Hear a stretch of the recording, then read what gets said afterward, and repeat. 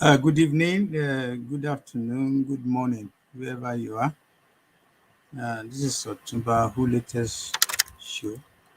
My name is Otumba Who. Tonight, I'll be hosting Professor Wale ADENIRAN, an eminent scholar, one of the well-known Yoruba leaders. I'll be getting him in another, say, 5 minutes, so we can start the program. One of the very, very fine. Mo ti send the link sí ẹ kàlẹ́ sà, mo send link ẹ compress ẹ̀ á gbé yín wọlé. Yes sir, ẹ lè wọlé sí sir, àti wà live, yes sir. Professor Wale ADENIRAN will be joining me in the studio. I need to say from the beginning that Otumba Who Latest Show is an old wine. I must say. I am not under pressure to do anything that will make me have my guess here. Ẹ kálẹ́ sà. Ẹ kálẹ́ o. Ṣé okay sir, you looking very very well. You are not looking 70 anything. Ẹ̀yin àti bàbá ìbọ̀lẹ̀ tí ọgbọ́n ò lè ń dá sí. Àwa oní 75 gbọ̀ngàn àti ìbí bákan. Tẹ́ ẹ bá ń rí wa tẹ́ ẹ ká sọ̀rọ̀. Àwa fàṣírí ẹ̀ hàn yìí. You are welcome to my show. Thank you very much. Good evening. I was just trying to tell our viewers that they can join us by going to YouTube, by just typing Otumba Who Latest Show. For some reason, and I say this, I'm not professional. I'm a professional podcaster, but I'm not professional. Google IT, whatever Google. Despite the that Zuckerberg started. If you mean Zuckerberg,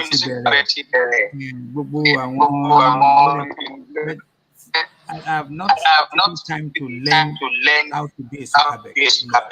So I only use that. If there's anything that is not properly put together tonight, I want our listeners to listen. This is a program of àwọn àgbààgbà làwọn eléyìí, not has to be do or die mean anything. I'm not competing with them. No, it's too late. Not when you get into your 70s. It's a pleasure having you, sir. Yeah, good evening. Yes, sir. I must quickly say you are one of the very few people that sent me a message of condolence yesterday because I lost a friend and her personal affected me in such a way that I've never in the last 4 or 5 years. I mean, like another person. I want to they are very lucky. But you know what?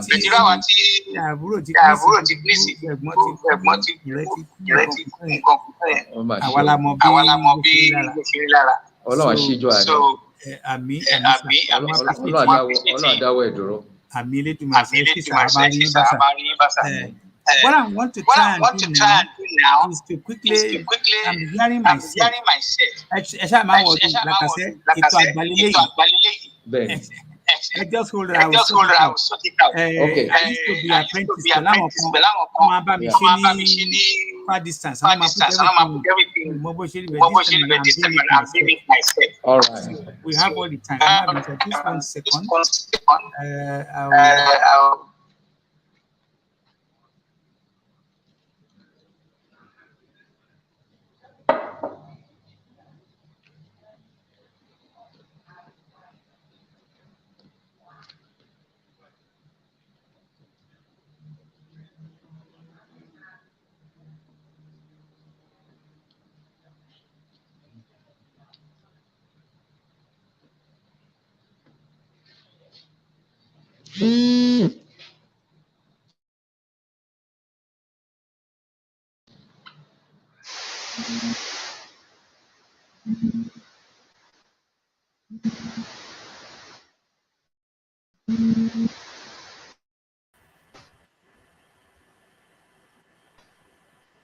Can you hear me, sir?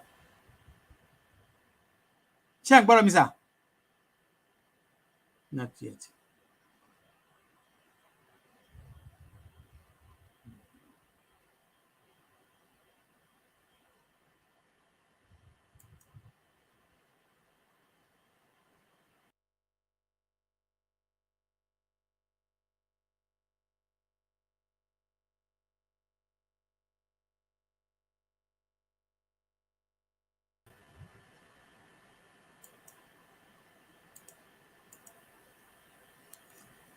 Right. Prof, share and borrow. Yeah, mo ti ń gbọ́ yín nísìnyí. Aha, like I said, our viewers are listening to just ọ̀pọ̀lọpọ̀ àwọn ọmọdé àgbà kan wà ní orí steering náà wà ní show yìí. So they have to give us all the time. Don't realize. Kò ní pẹ́ kàn wọ́n. Okay. Ẹ kálẹ́ sà. Ẹ kálẹ́. Professor Wale Adeniran kì í ṣe àlejò sómi ìlúdẹ̀ sí máa sọ pé bá mi introduce ara yín. Ẹni tí ò bá tí mọ̀ nígbà náà ní Yorùbá Nation Campaign Movement. Ajẹ́pẹ́ ní ṣe ìgbéyàwó bí àná tàbí jẹta. Having said that, a máa ní sùúrù fún ọ lẹ́nu. But just for the doubt, I mean, for benefit of everybody, ṣé ń gbọ́dọ̀ mi sà? Bẹ́ẹ̀ ni mò ń gbọ́ yín. Ẹ kàn tún bá mi dárúkọ yín bóyá àti who are you again? Torí àwọn kan ṣe join ni wa. Every day làwọn èèyàn join ní movement yìí. Ẹ kàn bá mi dárúkọ ara yín sà. Yeah. My name is Wale Adeniran for short. I'm a retiree. I'm Deputy ALANA to the ALANA in Ilana Omodudua, one of the leading self-determination organizations in Yoruba land, fighting for the independence and sovereignty of the Yoruba people. I was once Commissioner for Education in Osun State. We are Pioneer Commissioner for Education, as a matter of fact. Then returned to university, was Director Institute of Cultural Studies. I've been here and there. 1 year at the United Nations Economic Commission for Africa. Was a member of the Constituent Assembly, 1988-89 in Abuja. Had a spell in politics, then pulled out when I found that the norms were no longer in consonance with mine, and retired back to the university environment, which I'm used to. Since retiring, well, I've been active in this struggle. And currently, my family and I are in exile as a result of this, of our participation in the self-determination struggle, along with the ALANA, Professor Adewale and his wife. We're outside, we're struggling, but I'm pleased to report that we are making progress. But I cannot divulge the kind of progress that we are making. But I'll just say this. Yesterday, we received the kind of news that made Professor Akintoye and I pop a bottle of wine, a Carlo Rossi. I hope we are going to touch it on this program. So people will hear a little bit about it for the first time on this program. You know, this is a breaking news. Wow. Let's continue, sir. So that tells you it must have been a very cheerful piece of information that we received, but which we cannot make public yet. But I think it's all on your behalf, on behalf of the Yoruba people. I just plead that you please bear with us, because there are certain rules that we have to observe. Okay, sir. in this kind of things, because it's partly diplomacy, it's partly freedom fighting, and we must be able to prove to our friends that we can keep secrets, that we can, we will only divulge the kind of information that will not embarrass our friends and that will not hurt or harm our struggle. But I can assure you, we are making steady progress. Wow, thank God. Yeah. And very soon, we are sure to have our own independent and sovereign Yoruba nation state. Aṣojú wa báyìí ní agbára Elédùmarè, aṣojú ẹ̀yin nìsà, aṣojú gbogbo apárápátá láti kédélẹ̀. Fantastic. Now, Prof, to be sure, you started by saying you are in exile. I know this might sound a little bit like a repetition. Why are you so much interested? What are the benefits of Yoruba nation? Any benefit? Can you tell people who are listening to us? What are the gains? The benefits are too numerous to enumerate. The benefits are just too numerous to enumerate. But let me just mention a few. One, we have the most highly educated population on the continent of Africa. As a result of the free primary education scheme introduced by the late sage, Chief Obafemi Awolowo. Now, education is meant to be an asset, but Nigeria is turning it into a liability for our youths.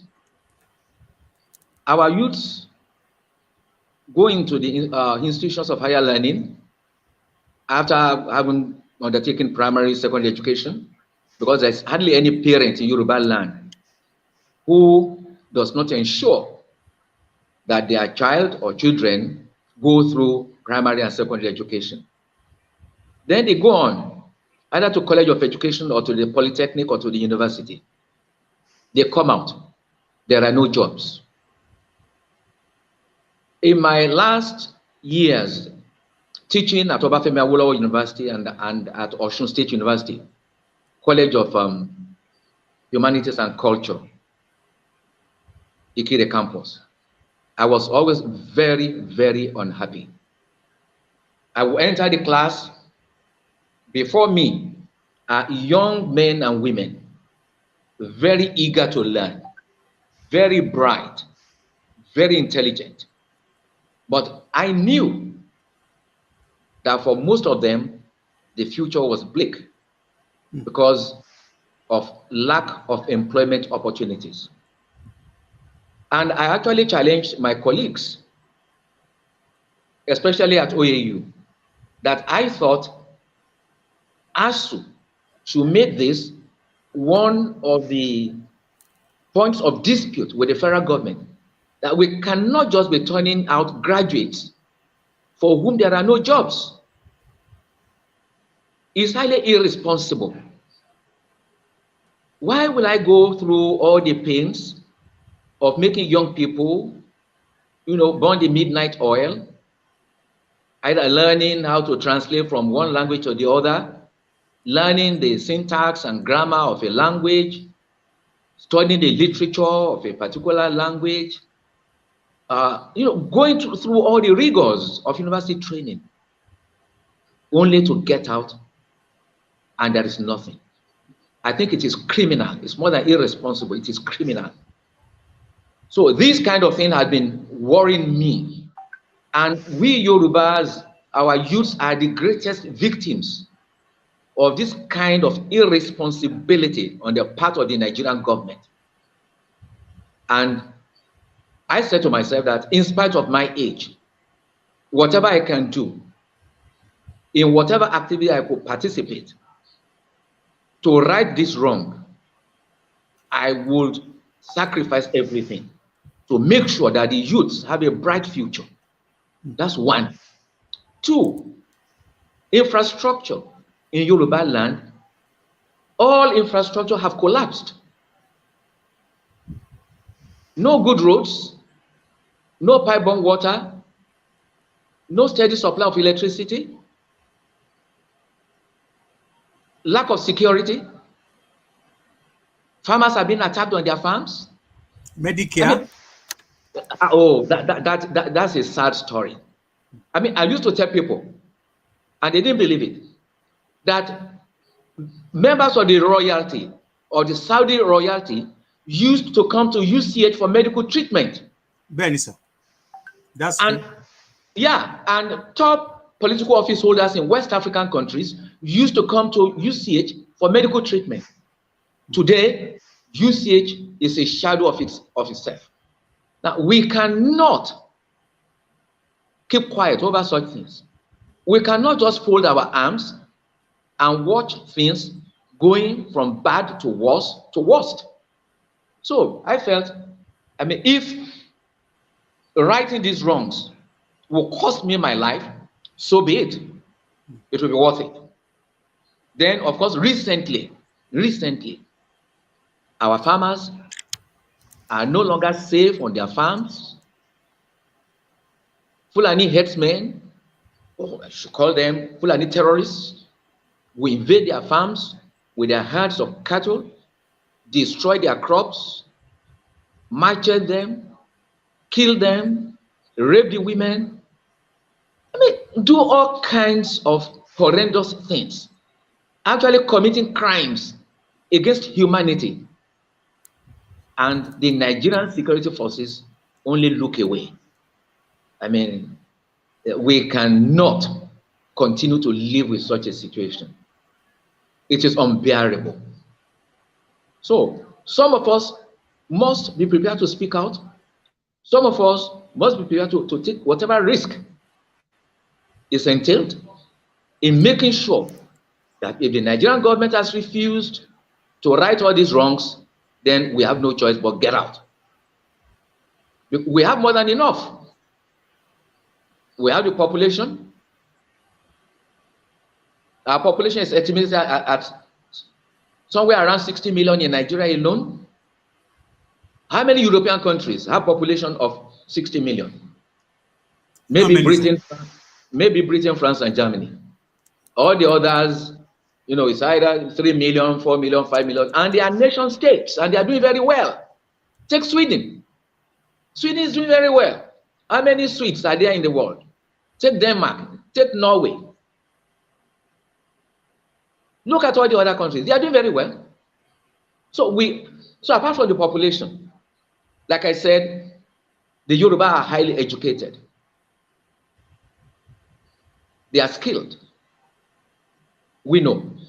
Anywhere they go in the world, the Yoruba are always amongst the best.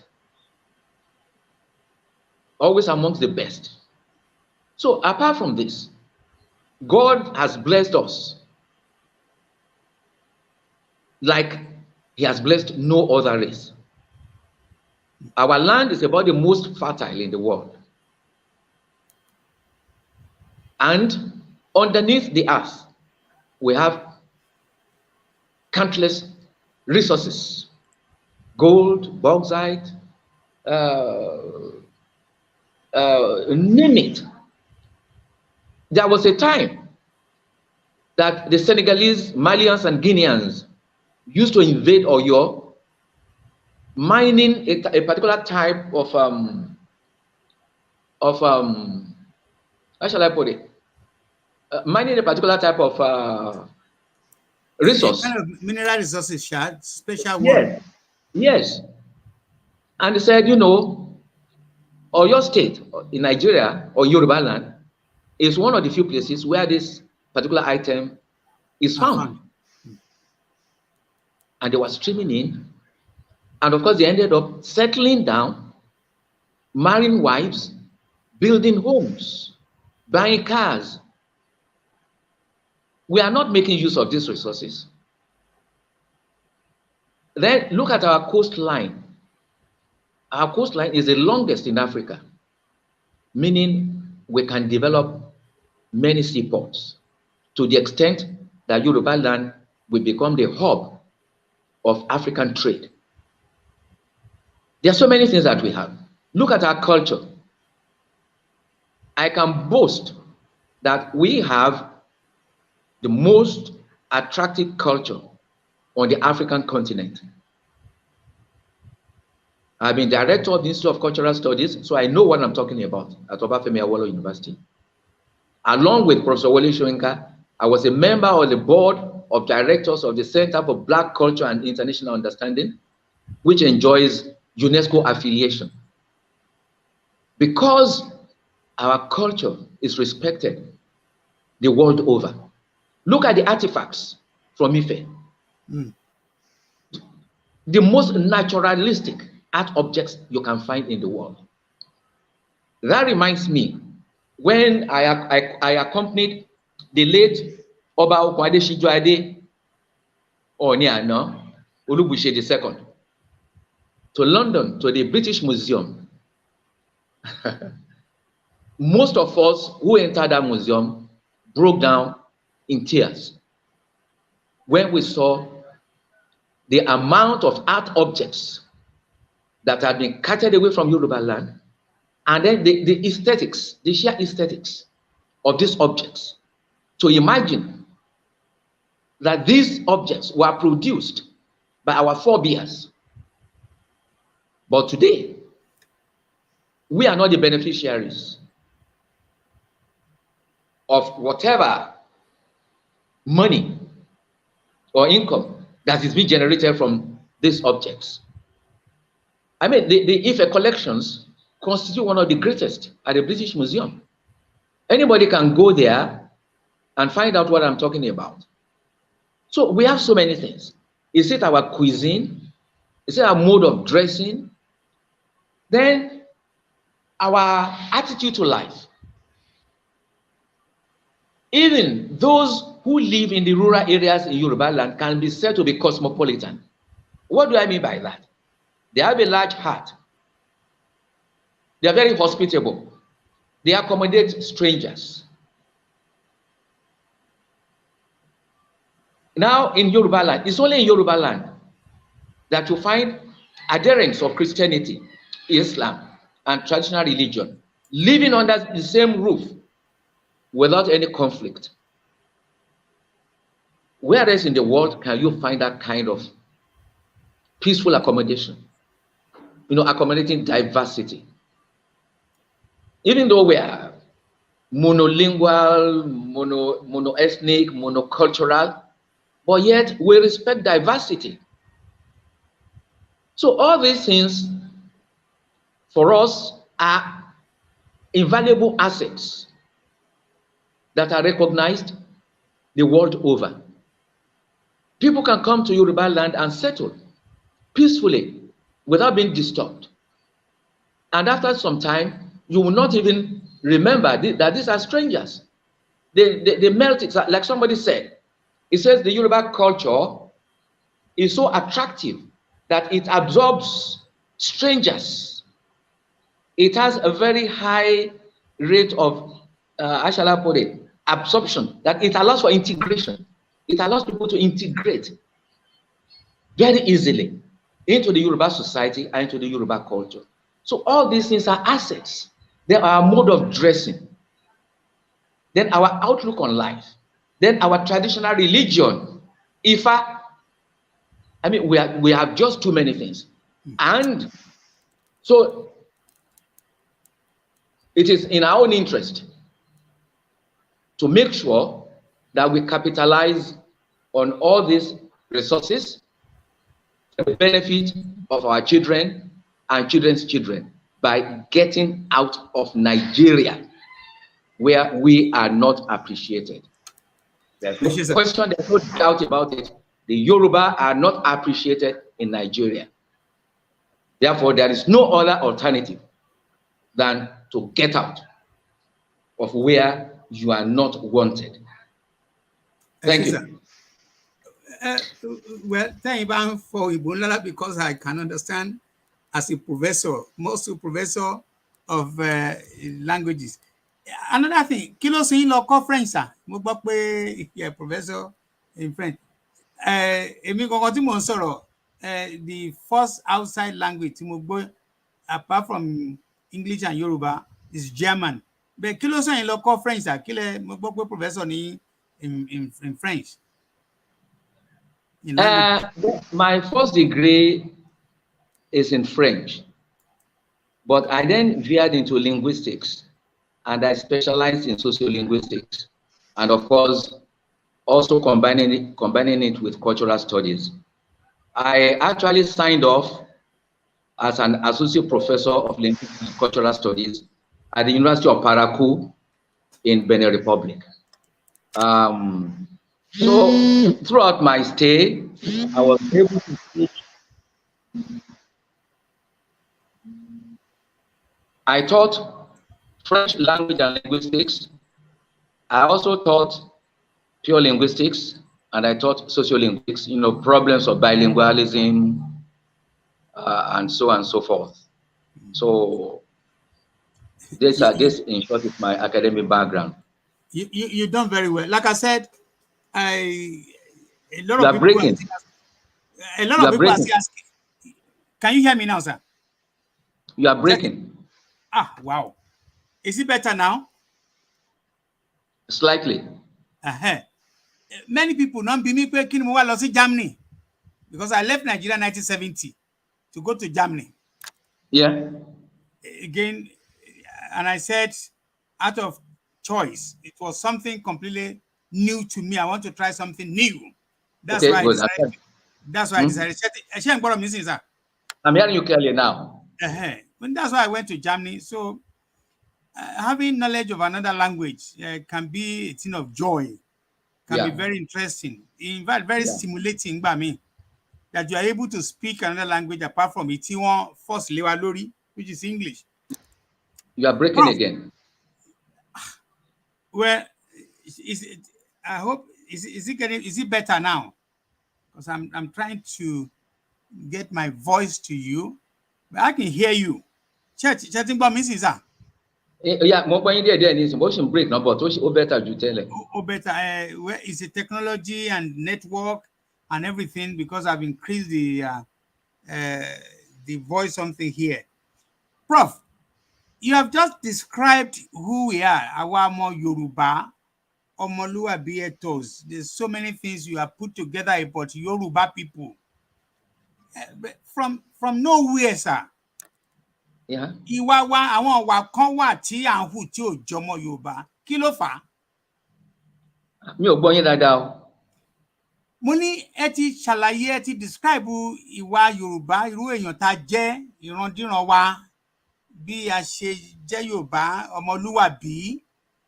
Yes. Tí tó jẹ́ pé àwọn nǹkan kan wà tí ò jọmọlúwàbí ní lójú. Torí oríṣi nǹkan bíi 5 náà máa fi ń ṣe làwọn èèyàn máa fi ń describe ara wọn. Ṣé ń gbọ́rọ̀ mi sì sà abẹ́ ṣe struggle láti gbọ́? Ọ̀túnba. Yes, sir. You are not coming out clearly. Hold on, sir. I will. Hold on, sir. Hold on. Okay. Hold on, sir. All right. Like I said, èmi ni engineer ara mi, èmi ni mò ń tà láti ṣe gbogbo ẹ̀. So I'm not afraid to say to everybody and anybody. So if there's any little not palati, whatever, ẹ má bínú. But can you hear me now? Is it getting better? It's still not clear. Okay. Push come to shove. What I would do is probably ask you to go out and come in again. Okay. Yeah, I want you to sọ fún pé wọ́n gbọ́rọ̀ mi, and I don't know why is that. Hold on. Hold on, sir.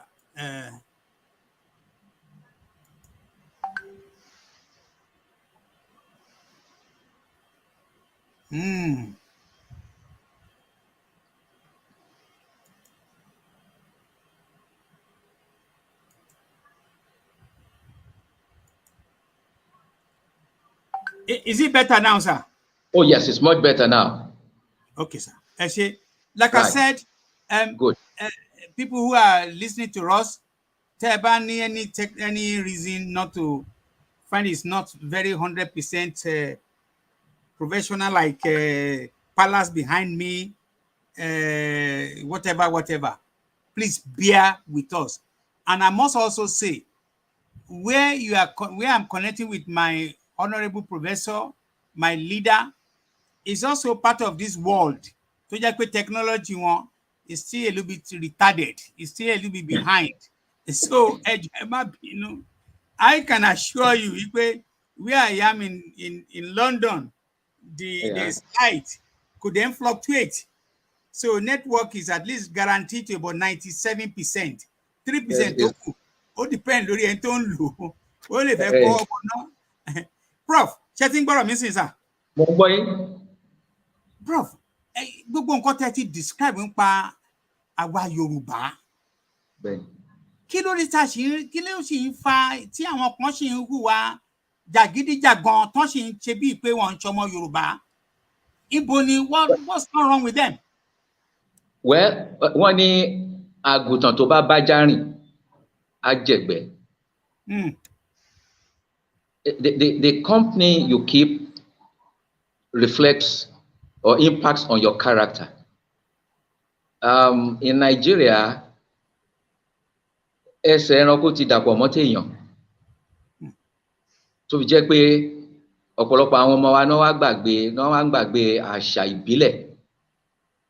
Wọ́n dẹ̀ ń gbàgbé pé orúkọ ṣe pàtàkì. Nígbà tán bá wo àwọn ẹlòmíì tó jẹ́ pé àìpa òfin mọ́ yẹn gan-an ló jẹ wọ́n lógún. Àwọn náà máa wò pé kí làwọn fẹ́ pa òfin mọ́ fún. Alànà ló ń sọ ìtàn kan fún wa. Ó láwọn wà nílùú òyìnbó, ó ní gómìnà kan wá, gómìnà Yorùbá kan. So ó láwọn wá jókòó, ló wá pe àwọn pé Prof, ẹ̀yin lẹ kọ́ wa, bàbá lẹ dẹ̀ jẹ́ fún wa. Wọ́n níbi tá a wà yìí, Yorùbá ni wá. Ẹ dẹ̀ kọ́ wa pé ká máa wà ọmọlúàbí, ká má jalè ní pàtàkì. Ó ní ṣùgbọ́n nígbà tá a bá jókòó pẹ̀lú gbogbo àwọn yòókù, tí gbogbo àwọn yòókù wá ń jí owó tán ń jalè. Ẹni tó wá láti àríwá, ó ń kó sápò méjèèjì, ó ń fọwọ́ méjèèjì kó máyà. Ẹni tó wá láti ìlà oòrùn náà, òun náà ó ń kó sẹ́nu, ó ń dì sápò, ó ń wà máyà.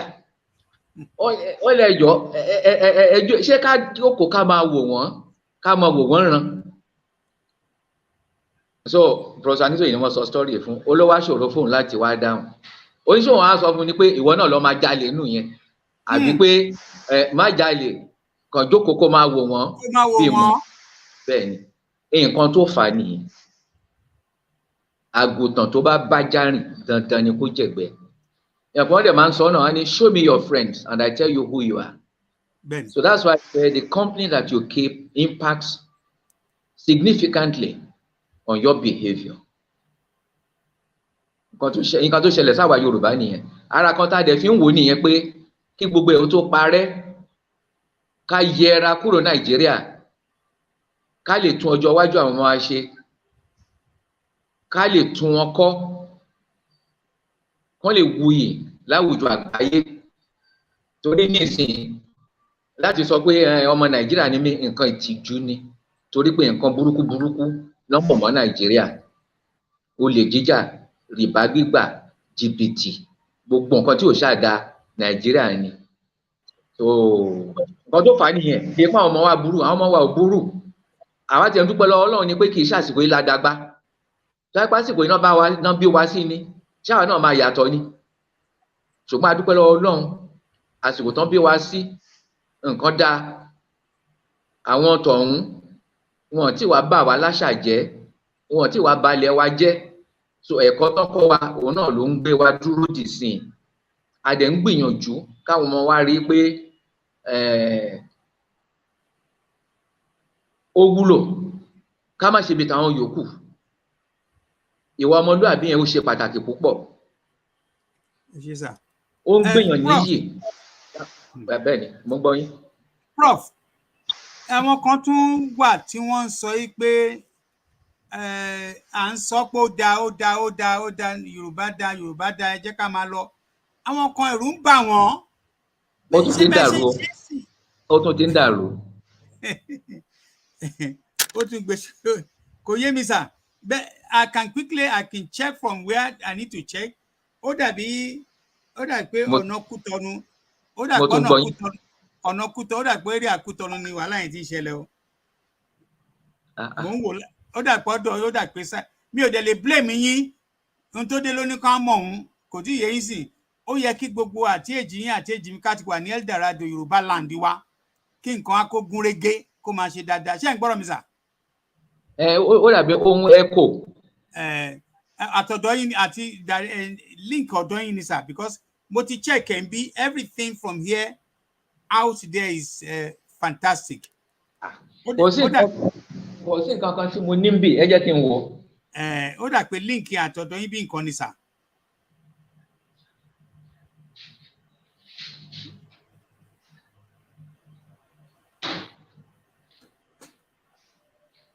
Ok, ẹ já wo nísìn tẹlifíṣàn ṣiṣẹ́ lẹ́gbẹ̀ẹ́ mo ti pa. Kò burú sà ṣé ń gbọ́rọ̀ mi sìn sà. Ó ṣì ń echo náà bọ́dá máa sọ̀rọ̀ lọ. Ṣé rí àwọn kan ń bi mí wọ́n ń bi àwa pé ṣé bá ṣe ń ṣe yìí tá à ń hùwà jàgídíjàgan tá à ń hùwà ọmọ ọ̀tá ọmọ gáràjì ọmọ tí wọ́n lẹ́kọ̀ọ́ ṣé bá ṣe máa lọ ṣe Yorùbá land kí lẹ ṣe fẹ́ fix problem yẹn sà. Tá a bá tiẹ̀ débi tá à ń lọ kí la ṣe máa fix problem àwọn kan tó ń sọ wá lẹ́nu tó ń sọ wá lórúkọ yìí. Ìjẹ́ gbọ́dọ̀ mi sà. Mi ì gbọ́ dáadáa bọ̀ tó rà pé ẹ̀ ń béèrè pé àwọn tó ti ń hùwà jàǹdùkú pé kí la fẹ́ ṣe nípa ẹ̀ tá a bá dé Yorùbá nation. Bẹ́ẹ̀ ni. Wọ́n ní ọwọ́ tó bá dilẹ̀ òun lè ṣòun wáṣẹ́ fún. Ara nǹkan tá a gbọ́dọ̀ ṣe lẹ́sẹ̀kẹsẹ̀ ni ká wáṣẹ́ fún gbogbo àwọn ọmọ wa. Kò dẹ̀ sí májíìkì ń pẹ̀ ó rọrùn. Iṣẹ́ pọ̀ nǹkan tá ń láti tún ṣe pọ̀ nǹkan tá a dẹ̀ ń láti gbé ṣe pọ̀. Títì ò dáa a gbọ́dọ̀ tún gbogbo títì ilẹ̀ Yorùbá ṣe. Tẹ̀wọ́n tá a bá dáwọ́ lé yẹn ọ̀pọ̀lọpọ̀ àwọn èèyàn náà máa ríṣẹ́. Tá a bá ní òkè omi gbọ́dọ̀ wọ gbogbo ilé nílẹ̀ Yorùbá ìyẹn náà máa dáṣẹ́ lẹ̀. Tá a bá dẹ̀ tún ní iná gbọ́dọ̀ wà bákan náà tá a bá dẹ̀ tún ní gbogbo èèyàn gbọ́dọ̀ nílé lórí iṣẹ́ náà ló máa fà wá. Ọwọ́ tó bá dẹ̀ ti ríṣẹ́ ṣe kò ní ráyè à ń ṣe jàǹdùkú. Kò sẹ́ni tó wù kó máa ṣe jàǹdùkú àìrí nǹkan ṣe ló fà á. A lọ ṣe tọ́ọ̀gì à ń ṣe kinní ọ̀rá ìsà àìrí nǹkan ṣe kan nì. Tó náà bá ríṣẹ́ ṣe tó dẹ̀ ń gba living wages tó hàn pé lẹ́yìn ọ̀sẹ̀ méjì àbí lẹ́yìn oṣù kan òun á gba owó tó tó bọ́yàwó tó tó bá àwọn ọmọ tó tó bọ́ bùkátà kò ní ṣe jàǹdùkú. So gbogbo àwọn nǹkan tá a gbọ́dọ̀ rí pé a gbé ṣe nílẹ̀ Yorùbá nìyí ní orílẹ̀-èdè Yorùbá tá ń nàgà sí. Asálàgbà nínú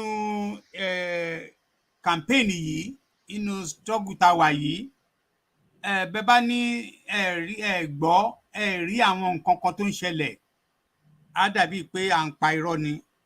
A lè gbọ́dọ̀ sọ wípé torí bí àwọn oríṣiríṣi bó ṣe ń ṣẹlẹ̀ ẹni tó máa kọ́kọ́ gbọ́ ń pẹ̀ ni ẹ̀yin àti bàbá àti àwọn other leaders nílẹ̀ Yorùbá. Ní ẹnujọ́ mẹ́ta yìí Prof ẹjọ́ gọ́tà dọ̀tí ni à ń gbọ́ káàkiri títì. Ẹjọ́ wípé ẹnìkan ṣe kinní kan ẹnìkan ò ṣe nǹkan kan àtẹni tó ṣe àtẹni tí ò ṣẹ̀ ni wọ́n ń pe gbogbo wa lórúkọ. Ẹ̀yin gangan yọ yín kúrò ńbẹ̀. Ayọ̀mọye ìgbà tán lẹ̀ ti kówó àlànà jẹ ẹ̀yin àti bàbá. Ìgbẹ́ ti fún girlfriend yín lówó ẹ ti jókòó lórí ẹsẹ̀ girlfriend yín kán wá bẹ́ẹ̀ ṣe máa ṣe bákan akàn máa rẹ́rìn. Ṣé ẹ̀ ń gbọ́rọ̀ mi sà? Mo ń gbọ́ díẹ̀. Ó mà ga o. Mi mọ bí like I said from this angle. Mo ń gbọ́ nísìn wípé wọ́n ní èmi àti Prof ipa kówó jẹ. Ẹ ti kówó jẹ tẹ lọ kó fún girlfriend yín ní Kenya. Pé kí ni? Ipe ń kówó fún girlfriend kò sí tá kì í gbọ́. A kówó fún girlfriend. Bẹ́ẹ̀ ni oríṣiríṣi náà ń sọ náà. Ṣé bọ́n ní Níbo ni bàbá girlfriend? fún ṣé bọ́n ní bàbá fún girlfriend wọn kan ní 12 million tó gbé wọn sẹ́sẹ̀ tó ń fi kéèkì sí wọn lẹ́nu. Abẹ́tí àwa ti gbọ́ yẹn. Yes. Ọ̀túnba. Nǹkan tí mò ń sọ nìyẹn. Ṣé o pé Nàìjíríà kíkówó jẹ ó ti di way of life. So when an evil practice becomes a way of life of the leadership, then everybody assumes that everybody ló ń kówó jẹ.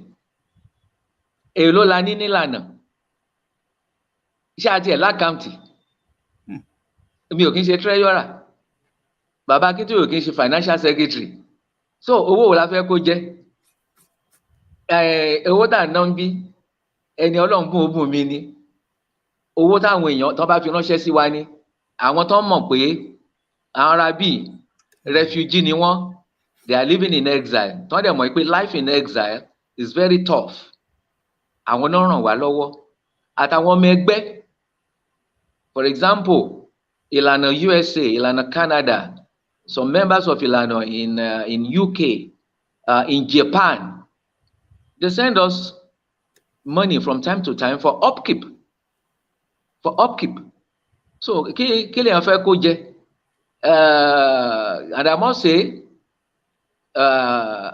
Prof. Akíntóyè spends his own pension. He receives his pension from the US where he taught for about 25 years. So, iṣẹ́ máa sọ pé ń kó wa rẹ̀ jẹ ni. Then owó tó bá fi ránṣẹ́ sí wa pé ẹ fi lè sanwó ilé, ẹ fi lè ṣe ìwòsàn, ẹ fi lè ṣòwò oúnjẹ. Ṣé èèyàn ń kówó jẹ nìyẹn? Wọ́n lọ sí Àbújá kán lọ wo ibi tí wọ́n ti ń kówó jẹ. It's very easy to know ẹni tó ń kówó jẹ. First of all, ikùn wọn á rí bákan. Bẹ́ẹ̀ni. Then wọ́n á ní mọ́tò bíi mẹ́sàn-án, mẹ́jọ, mẹ́wàá. Wọ́n á kọ́lé lọ bí ẹyẹ. Apart from eléyìí tó Ọlọ́run fún mi lórí ọ̀fẹ́ l'Ékòó some years back, Ọlọ́run tún wá ṣàánú mi, mo kọ́lé kan sífẹ̀ tí mo dẹ̀ ń forí mi pamọ́ sí, mo dẹ̀ dúpẹ́ gidigidi lọ́wọ́ Ọlọ́run. Beyond that, I don't have anything. Gbọ̀ngbà tí mo dẹ̀ rí bí Nàìjíríà ṣe wò pé àmàdá kí n ya go into agriculture and torí nǹkan téèyàn ń gbà as a pension Nàìjíríà kò tó ra epo sínú ọkọ̀ lọ́sẹ̀ kan. So ẹni bá lóun máa jókòó tì yẹn ebi ló máa lù pa. So I've developed some cocoa plantation. But since joining this struggle, before God and man, none of us in the leadership, that is Prof. Akíntóyè and myself, has engaged. None of us has engaged in any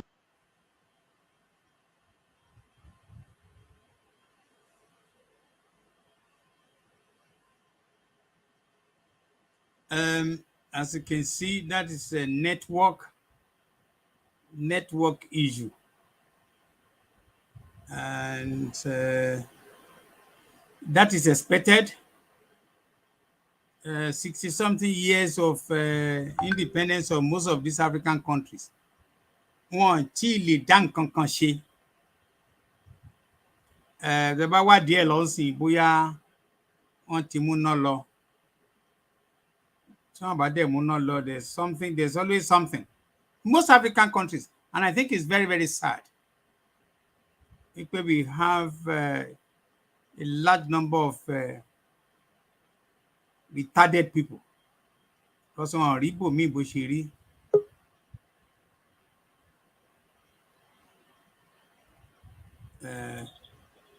Ẹni tó padà wọlé sá. Ó dà pé network it went off. Network is Bẹ́ẹ̀ni mo ń sọ̀rọ̀ nípa kówójẹ. Yes, now the opportunity does not present itself níbi tá a wà yìí pẹ̀lú nǹkan tá à ń ṣe.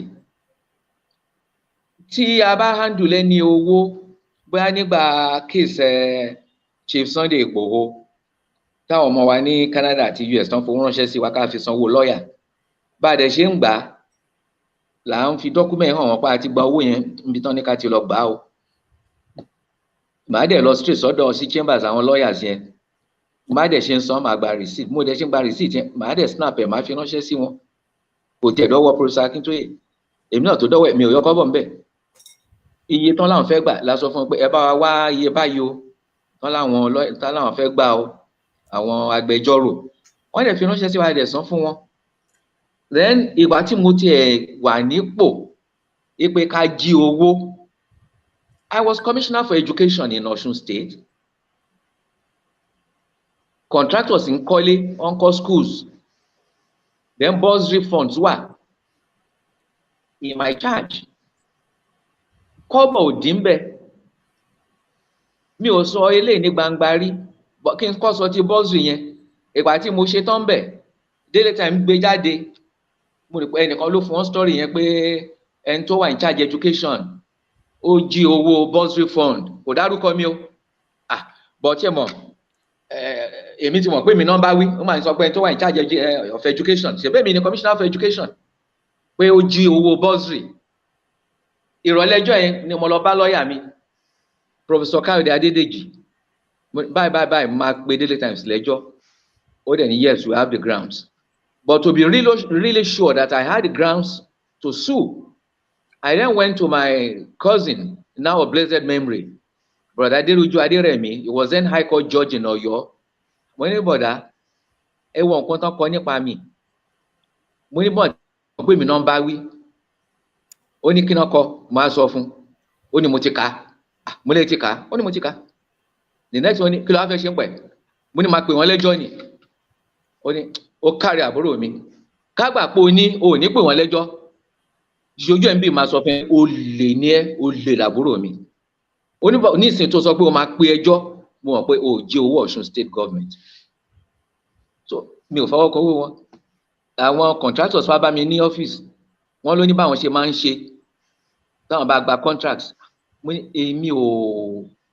mi ò mọ̀ béèyàn ṣe ń ṣe bọ́ǹgbà tán ṣàfẹ́ takú mọ́ mi lọ́wọ́ pé dandan máa kò burú ẹjá ṣe báyìí ẹ máa ṣiṣẹ́ yín lọ ṣé tẹ́ bá ti wá parí ẹ̀ tẹ́ gba final installment yẹn ẹ wá kó gbogbo final installment ẹ kó gbogbo ẹ̀ pọ̀ kẹ́ máa kó bọ̀ lọ́dọ̀ mi mo rò pé wọ́n wá rí i pé aláwàdà ni bàbá yìí ibi tá a parí ẹ̀ sí nìyẹn so ìkéde pé èèyàn rówó rí arówó rí bọ́tà á jí ibi tá a wá wà yìí kò jẹ́ wá sówó ọ̀hún so àhesọ ìsọkúsọ àdẹ́gẹ́ bíi Professor Akintoye ṣe máa ń wí táwọn èèyàn bá ti ń wò pé báwo làwọn ṣe lè bàyàn lórúkọ jẹ́ ní Nàìjíríà ó ti jí owó ìjọba tá a ti gbọ́ pé ó ti jí owó wọ́n mọ̀ pé ọ̀pọ̀lọpọ̀ àwọn olórí wa náà ń jí owó àwọn èèyàn á ti gbàgbọ́ pé ó lè lọkùnrin ó ti jí owó wọn ti ẹ̀ ní rò pé ǹjẹ́ ó wà níbi tó wó wà ǹjẹ́ ó wà níbi tó wà.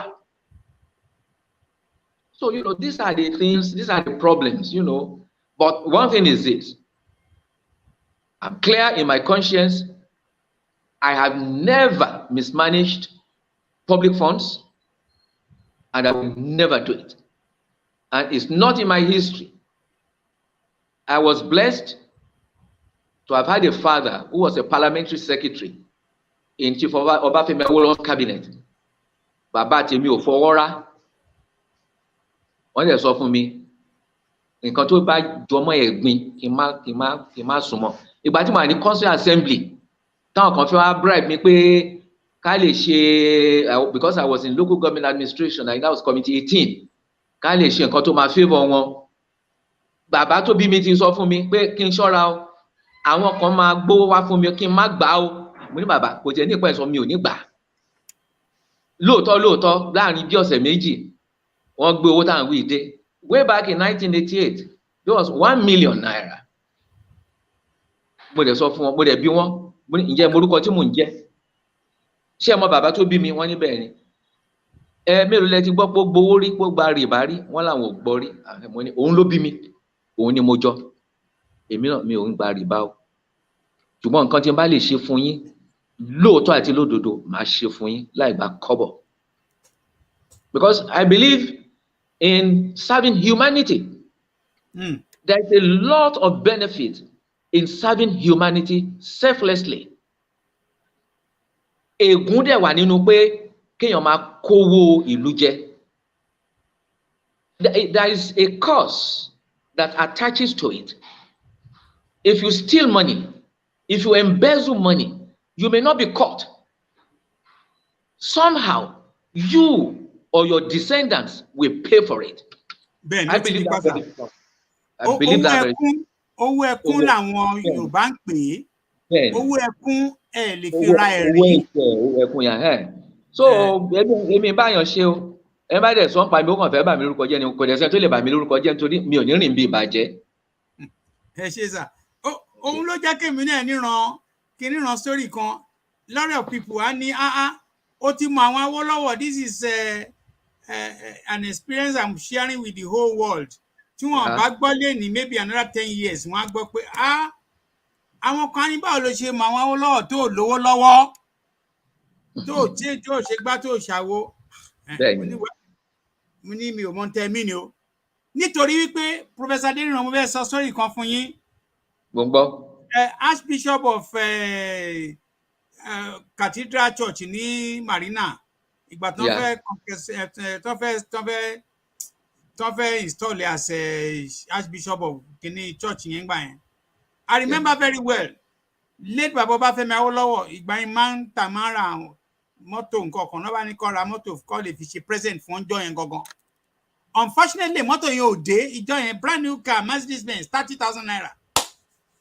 So mọ́tò ò dé in time, so à ń láti sáré lọ wá owó láti lọ ra mọ́tò locally lọ́dọ̀ àwọn tí àwọn tó ń rà tó ń tún rà, pé kí wọ́n lè gbé mọ́tò fún bàbá yẹn ìjọ yẹn.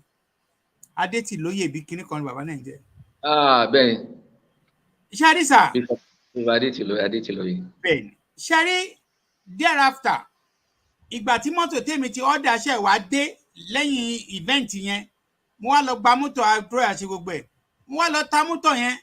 Ìgbà tí mo ta mọ́tò yẹn to make sure pé 30,000 yẹn, mo ta exactly iye tí mo need láti kó lọ fún bàbá Ọbáfẹ́mi Awólọ́wọ̀. Wọ́n ń pè bí kan ní Senacola ní Ìsọlọ̀ High Road lọ́nà Àpápá. Okay. Ẹni tó ní Senacola ń lọ ra mọ́tò yẹn lọ́wọ́, bó ṣe kó 30,000 naira lé mi lọ́wọ́ báyìí sà. Mo dẹ̀ kọrí sí ọ̀nà Kẹ́nẹ́.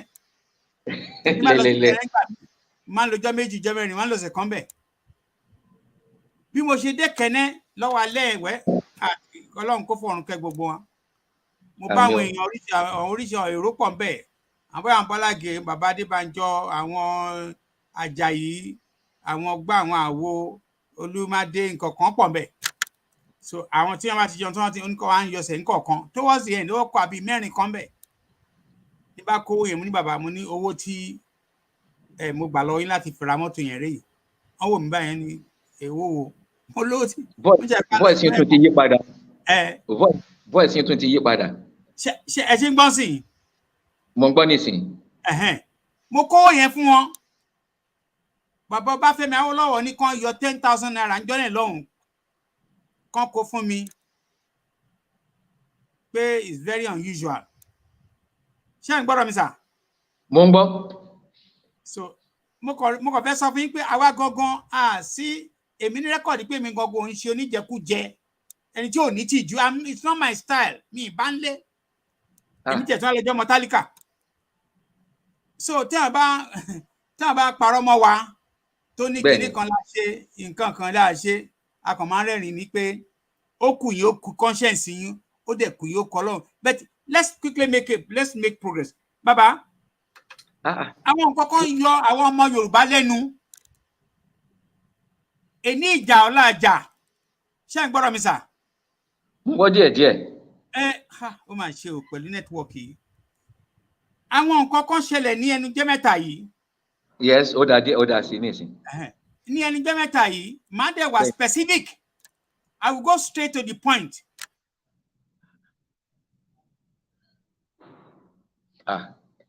Kò tiẹ̀ wá kọjá síbí mọ́, ó ti seize.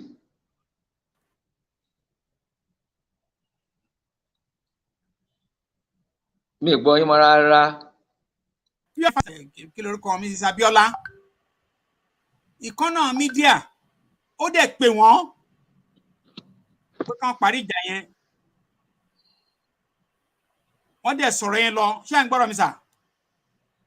díẹ̀ ni mò ń gbọ́ yín báyìí. ó mà ṣe o ṣó bẹ́tà ń sìn.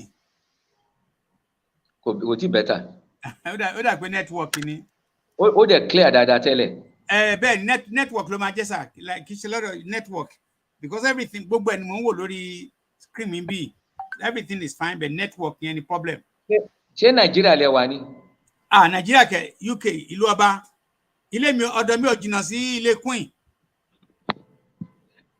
mo ní bóyá nàìjíríà lẹ wà ní ó ṣe ṣiṣẹ́. UK ibi tí mò ń gbé ò jìnnà sí máa ń fẹsẹ̀ ńgbà míì tí máa ń fẹsẹ̀ rìn lọ sí Buckingham Palace máa kàn ní mo wá wò yín ní àǹtí madam mama queen ṣàlàfẹ́ lẹ́wà sà àbí mà ṣé tí ń gbọ́dọ̀ mí sì mà àṣà. mo ń gbọ́ díẹ̀ Ọ̀túnba.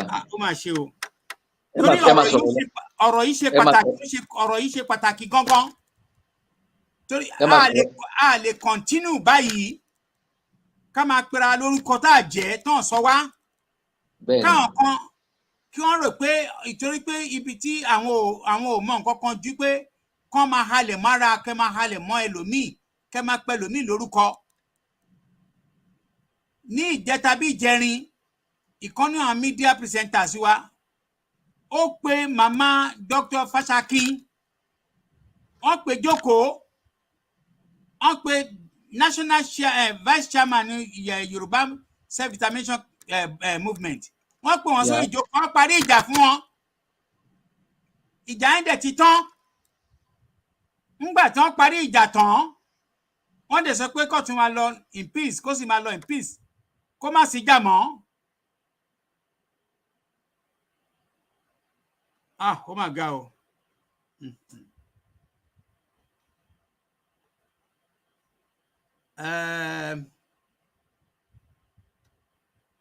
Well, whatever is responsible, mo sure pé the problem is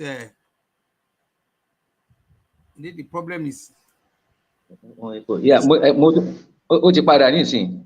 Network àtọ̀dọ̀ yín ni sir àtọ̀dọ̀ yín network yẹn but it's nothing to do with you sir mo rò pé network Africa network ni and ó dẹ̀ lè tún dàbí pé time tí a wà yìí.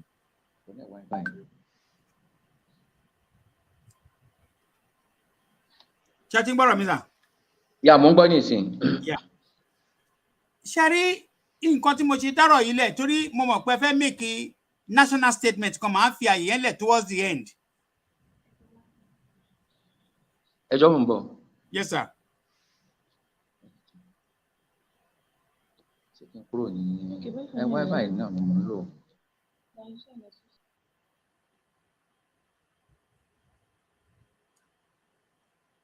ẹ̀yin tí ẹ ń gbọ́ wa lórí Ọ̀túnba Who Latest show I'm having challenges with Africa and we are trying to resolve it.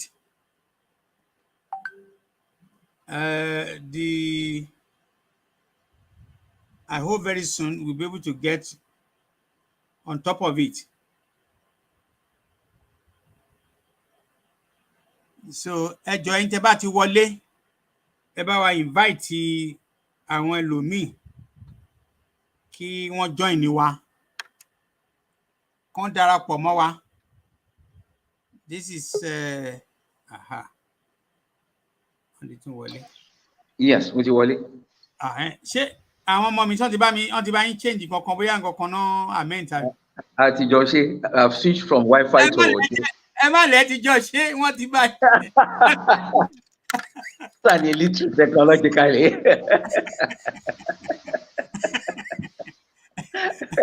ẹ ṣe sà ẹ bá mi kí wọ́n ṣe. ẹ ti gbọ́dọ̀ mí sìn sà ẹ ti gbọ́dọ̀ mí sìn sà. mo gbọ́ nísìn. There is a worrying trend. There's a worrying trend in the community, in the movement. Yes. And part of it ni pé unnecessary wranglings, unnecessary insinuation, innuendos ni wọ́n pè. We don't need it. Àwọn kan dẹ̀ ń try láti fix àwọn problem yìí ṣé ń gbọ́rọ̀ mi sà. àmú gbọ́ dáadáa ní ìsìn mò ń gbọ́ dáadáa.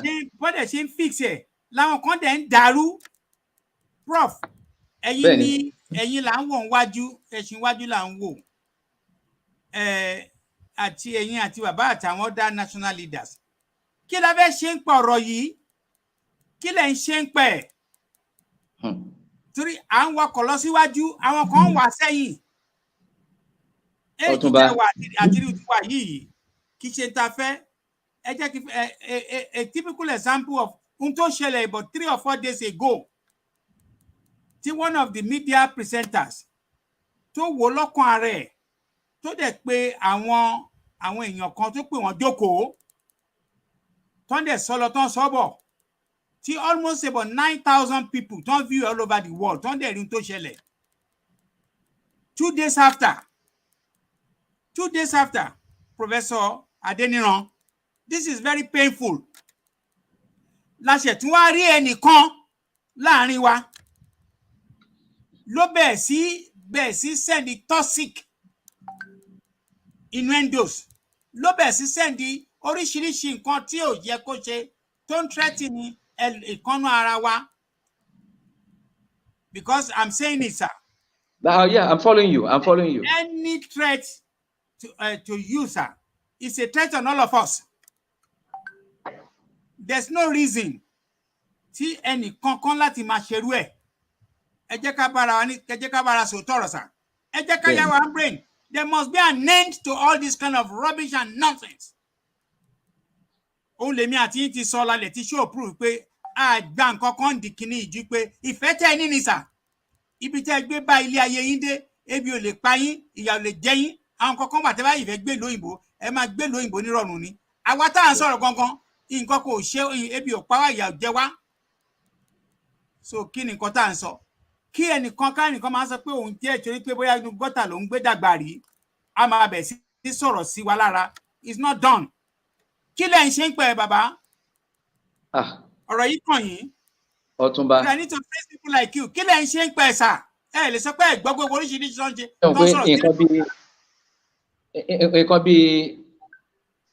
Nǹkan bí ọ̀sẹ̀ 4 sẹ́yìn tí n bá rántí dáadáa àbí 6 lọ̀rọ̀ yìí wáyé tí a fi ní kí bàbá Akíntóyè kó pe gbogbo àwọn media presenters wa kán bá wọn sọ̀rọ̀ pé kán má jẹ́ kẹ́nikẹ́ni wá sórí platform wọn láti wá búyàn mọ́ àbí ṣépè fún yàn.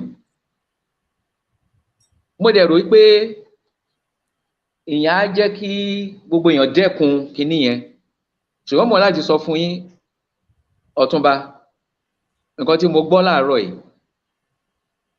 ó dẹ́rù bà mí o, ó dáyà já mi o. Káwọn Yorùbá kán máa lérí ikú mọ́ àwọn ọmọ Yorùbá ẹgbẹ́ wọn, kán máa ṣépè. Mo á wò pé ìyẹn Yorùbá nation tá a fẹ́ gbà iṣẹ́ ó máa ṣe gbé báyìí. Tó yẹ pé èpè la máa ṣe fúnra wa, a dẹ̀ máa lérí ikú mọ́ra wa ni. Kí ni nǹkan náà? Kí ló fẹ́ fà á? Kí ló dé? Ó dàbẹ̀ ni pé nǹkan tá à ń ṣe ò yé wa. Tó bá yé wa ni, we will put up our best behaviour. Torí gbogbo ayé ló ń wò wá. Gbogbo ayé ló ń wò wá. Irú orílẹ̀-èdè wo làwọn Yorùbá máa gbé kalẹ̀ tá a bá tì wọ́n lẹ́yìn láti gba orílẹ̀-èdè tán fẹ́ yìí?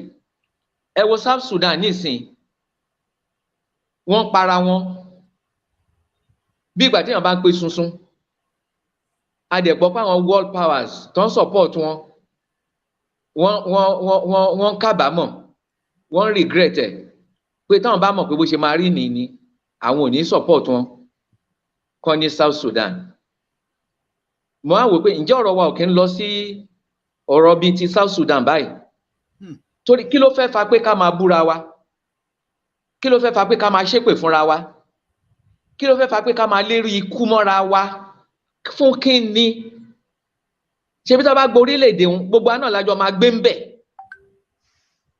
Ara nǹkan tá a dẹ̀ ń sọ fáwọn tá à ń bá sọ̀rọ̀ pé kán tì wá lẹ́yìn, kán ràn wá lọ́wọ́ ká gba orílẹ̀-èdè wa, ní pé a ríra wa gẹ́gẹ́ bí ẹ̀yà kan ṣoṣo. We see ourselves as belonging to one ethnicity. We are a people. We have a concept of a common identity. Kí lèèyàn tó lè ní tó yẹ kó so èèyàn pọ̀, kó so àwọn èèyàn pọ̀ mọ́ra wọn jù yẹn lọ, kó dẹ̀ mú wọn nífẹ̀ẹ́ ara wọn. We share the same language. We share the same culture. Síbẹ̀, à ń lérí ikú mọ́ra wa, à ń ṣépè fúnra wa, à ń búra wa. Ọ̀túnba, mo rò pé a máa pe àwọn èèyàn wa jọ ká bẹ̀ wọ́n ni o. Ẹ̀bẹ̀ ni o, a máa bẹ̀ àwọn èèyàn wa ni. Ẹ̀bẹ̀ là ń bẹ òṣìkà. Kó má bàlújẹ́ àbí kí ni wọ́n máa ń wí. I think we need to reach out to our people and really appeal to them. Kọ́ dẹ̀ mọ̀ pé gbogbo ayé ló ń wò wá. A dẹ̀ lè dágbà Yorùbá nation fúnra ara wa o. That's one thing we must recognize. The world is a global village. If the world does not support us, we will not get it. If we go ahead and do a unilateral declaration, we will live in isolation. There are examples. I can give a couple of examples tonight of people who declared independence unilaterally, who have not enjoyed international recognition. And it has come with consequences. Irú ẹ̀ ò ní jẹ́ ìpín ti Yorùbá. Àmín. Àwọn ayé fẹ́ràn Yorùbá. Gẹ́gẹ́ mo sọ fún yín, nǹkan àgbà lánàá, a pop a bottle of wine ni. Pé láì kúrò níbi tá a wà yìí, láì sí pé a ti ń káàkiri àgbáyé, a dẹ̀ ń gbarú ìròyìn tó múnú èèyàn dùn báyìí. À ń dúpẹ́ lọ́wọ́ Ọlọ́run ni. Torí àti ẹ̀mọ́ kí la lè ṣe. Ní Prof Akíndélé rántí pé òun máa nígbò wáìn kan ní inú ilé mọ́wọ́ pé irú wáìn wo ni bàbá yìí máa ní báyìí. Yẹ bàbá yìí mọ́ ń pa wáìn. Nígbà tí wọ́n máa gbé jáde, ló bá di go Káló roast. Káló roast. Mo ní ẹwà ẹ rọra ṣí carefully. Lọ́ bá ṣí. La dey clean glasses. And we sang. Pé èmi la ò ní yọ̀ fún. Bá a ṣe fẹ́ kó rí bẹ́ẹ̀ náà lórí. Èmi la ò ní yọ̀ fún. Orin tá à ń kọ lánàá nìyẹn. So, but àwa yìí náà, ká máa búra wa, ká máa ṣépè fúnra, ká máa bára wa jà. I must say, this morning I was scared stiff. When I listened to some things some people say, I was scared stiff. Well, we must embark on a special program of reaching out to all and sundry, educating our people, appealing to them, and really lecturing them. Ṣé tá bá gbà tán ṣé bá ṣe máa ṣe ni? A máa yọ àdá síra wa, a máa yọ̀bọ̀n síra wa, a máa dá. Ọlọ́run ní jẹ́ orí bẹ́ẹ̀ o. Torí kí la fẹ́ fi lé àwọn ọmọ lọ́wọ́? Nígbà táwọn àgbàlagbà bá ń lo irú èdè yẹn, kí la fẹ́ káwọn ọ̀dọ́, àwọn ọmọ kéékèèké, kí la fẹ́ káwọn máa ṣe? Ayé sọ pé a fẹ́ gba àwọn ọ̀dọ́ wa lọ́wọ́ Nàìjíríà, a fẹ́ gba àwọn ọmọ wa lọ́wọ́ Nàìjíríà, kí wọ́n má bà ayé wọn jẹ́. Àwọn náà máa pèdè tí ò yẹ kán gbọ́ láwùjọ. Ẹ jọ̀ọ́ gbogbo ẹ̀yin tẹ́ bá ń gbọ́ ètò yìí, mo fi Ọlọ́run aláàánú mo fi bẹ̀ yín. Ẹ jọ̀ọ́ ẹ jẹ́ ká lọ ṣọ́ra fúnrú èdè tá à ń lò. Ọmọlúàbí ni wá. Kí là ń ṣépè fún? Èpè ò tí ẹ yẹ kó jẹyọ nínú nǹkan tá à ń ṣe rárá. Bí ìgbà tá a bá wà ní ilé ìjọsìn ní tán ni ẹ má ṣépè láyìíká yìí. Bẹ́ẹ̀ ló yẹ kọ́rọ̀ Yorùbá nation rí. Ẹnikẹ́ni ò gbọ́dọ̀ ṣépè pẹ̀lú nǹkan tá a gbé dání tá à ń fẹ́ káyé bá wa tẹ́wọ́ gbà. Bó ṣe wù kíkí náà ń burú tó, ṣe bá dáwọn àgbà. Tẹ́nìkan bá sọ nǹkan tó bẹ́ẹ̀ nìkan nu ẹ lọ fẹjọ́ sùn àgbà náà. Ẹ jọ̀ọ́ torí Ọlọ́run, ẹ jẹ́ ká lọ dẹ́kun gbogbo à ń ṣépè, à ń búyàn, à ń lérí ikú mọ́yàn yìí o, ẹ já lọ dẹ́kun ẹ̀. Kò lè gbé wa débi kankan o. Ó lè dènà nǹkan tá à ń wá ní o. Ọlọ́run dẹ̀ ní jẹ́ kárí nǹkan tó máa dènà ire wa o. Àmín sà, àmín. Mi ò ní sọ jù yẹn. Ẹ ṣé, mo dúpẹ́ lọ yín. Èmi náà fẹ́ fi àsìkò yìí sọ fún láti fi bọ̀trẹ́ láti tún fi kún nǹkan tẹ́ sọ sà. Ẹ jọ̀ọ́, àwọn nǹkan kan wà tí ò lè gbé wa débi tá à ń lọ o. And then láti ṣọ́ra, ọ̀rọ̀ tá a dẹ̀ ń sọ síta can make or break. Èmi ò dẹ̀ mọ̀ bá ṣe fẹ́ ṣàlàyé fún ẹni tí kìíní gbọ́ ọmọ ẹ̀ lọ àbá ìnáṣọ máa ń sọ. Kẹ́kùn pààyẹ́ ẹ̀ jẹ. Kẹ́kùn pààyẹ́ ẹ̀ jẹ. Àlàyé ò lè fẹ́ ṣe fún. Ẹ lè ní kí kájọ wà láàrin àwùjọ yìí ká máa sọ̀rọ̀ ọ̀tẹ̀, ká máa sọ̀rọ̀ àlùfàǹṣá, ọ̀rọ̀ tí ò bójú, ọ̀rọ̀ tí ò yẹ ká sọ síta, ká máa threaten ara wa. Èmi kọ́kọ́ tí mò ń sọ̀rọ̀ láyé òṣẹ̀ láyé òrò, kò sí nǹkan oríṣiríṣi tá a ti gbọ́. À ń ṣòṣèlú, à ń gbowó láwọn nǹkan, à ń ṣe kinní kan, gbogbo yẹn. Ṣẹ́rí ńgbà míì ó lè má dùn wá dénú gọ́gọ́, ó lè má ní ìfẹ́ lára wa directly because n tẹ́ ẹ̀ ṣe, tẹ́ ẹ̀ rò, wọ́n bá pè yín lórúkọ kò lè dùn yín. But àwọn situation míì wà láàrin ara wa tó yẹ pé wọ́n ní tó ń protect, tí wọ́n ní ọ̀n lè lajú wọn lẹ̀kẹ́ kí tàlùbọ̀ kókó wọ̀. Ẹ jẹ́ ká wà realistic now. So tẹ́ bá dẹ̀ bẹ̀ sí jẹ́ tó bá dé stage kan, so ẹni tó bá rò pé ohun tẹ́ ń ṣe yìí kò yẹ kẹ́ ẹ ṣe sí òun ò ṣe nǹkan kan, tó bá fight back, it's going to be very difficult fún àwa báyìí láti sọ pé reaction yóò dé. Mo ń gbọ́rọ̀ yín sà. Yes sir. Èmi mo ṣàlàyé kan ní nǹkan bí ọjọ́ 3 àbí 4 sẹ́yìn, mo ń sọ̀rọ̀ níbì kan. Mo ṣe rí àsìkò yìí tí Fúlàní ń pa wá, tíjọba Nàìjíríà ò dá sí wa, tó yẹ pé a lè rìn láti ìlú kan sí kejì pẹ̀lú ìfọ̀kànbalẹ̀ lórílẹ̀‐èdè Nàìjíríà, tí àwọn àgbẹ̀ wa ò lè lọ sóko, táwọn ọmọ wa ò ríṣẹ́ ṣe. Àsìkò yìí kọ́ ló yẹ ká máa bára wa jà. At all. Tá a bá fẹ́ báyàn jà, àwọn Fúlàní la máa bá jà. Ìjà ò tiẹ̀ gbọ́dọ̀ ṣẹlẹ̀ láàrin wa. This particular period ló yẹ kí ìfẹ́ kó gbilẹ̀ gan láàrin àwa Yorùbá, because gbogbo wa we are facing existential threat. Bẹ́ẹ̀ni sà. We all have a common enemy. Gbogbo ẹ̀yin tẹ́ ń búra yín tẹ́ ń ṣépè fúnra yín yẹn, tí Fúlàní bá pàdé yín kò mọ yàtọ̀. Bẹ́ẹ̀ni. Kò ní mọ̀ pé Yorùbá eléyìí ó ṣépè fún Yorùbá yẹn ní àárọ̀ yìí, kò sí nǹkan tó kàn. Àdá burúkú tó ń gbé dání á kàn ṣáyín, wọ́n ṣe máa ń ṣàyàn yánnayànna àbí kán yìnyàn ń bọn. Tá a mọ̀ pé ìkan náà ni wá. Àsìkò yìí ló yẹ kí ìfẹ́ kó fẹsẹ̀ múlẹ̀ láàrin wa gidigidi. Torí pé ìyà ń jẹ wá ní Nàìjíríà. Ìyà ń jẹ wá. Nàìjíríà ò nífẹ̀ẹ́ wa. Ìjọba Nàìjíríà ò dáàbò bò wá. Fúlàní ò lè dẹ ẹran sínú oko ẹ nísìn kí kẹran jẹ kó lọ ságọ́ ọlọ́pàá kó lọ fẹjọ́ sùn. Ò tó bẹ́ẹ̀. Bó lọ ìwọ gan náà máa tì mọ́lé. Àtún wa ń jà láàrin ara wa. Ẹ jọ̀ọ́, àwọn orúkọ kan wà tí mi fẹ́ lò, tó mo fẹ́ sọ pé ń ṣe ló dàbí mi fẹ́ lò kó má dàbí pé dípò kéèyàn pẹ̀tù sí nǹkan olúwẹ̀ tó ń ṣe kinní sí. Ṣùgbọ́n ẹ jẹ́ ká ronú wa, ẹ jẹ́ ká ronú jinlẹ̀. Ṣé ìyà tó ń jẹ wá Nàìjíríà yóò tí ì tó ni ká tó máa dojú ìjà kọra wa? Ẹ jọ̀ọ́ torí Ọlọ́run, tó bá tiẹ̀ ń sàsí wa, ẹ má jẹ́ kí sàsí ó mú wa. We have a common enemy. We are all deprived. We Yorubas we are all deprived. We are all disadvantaged.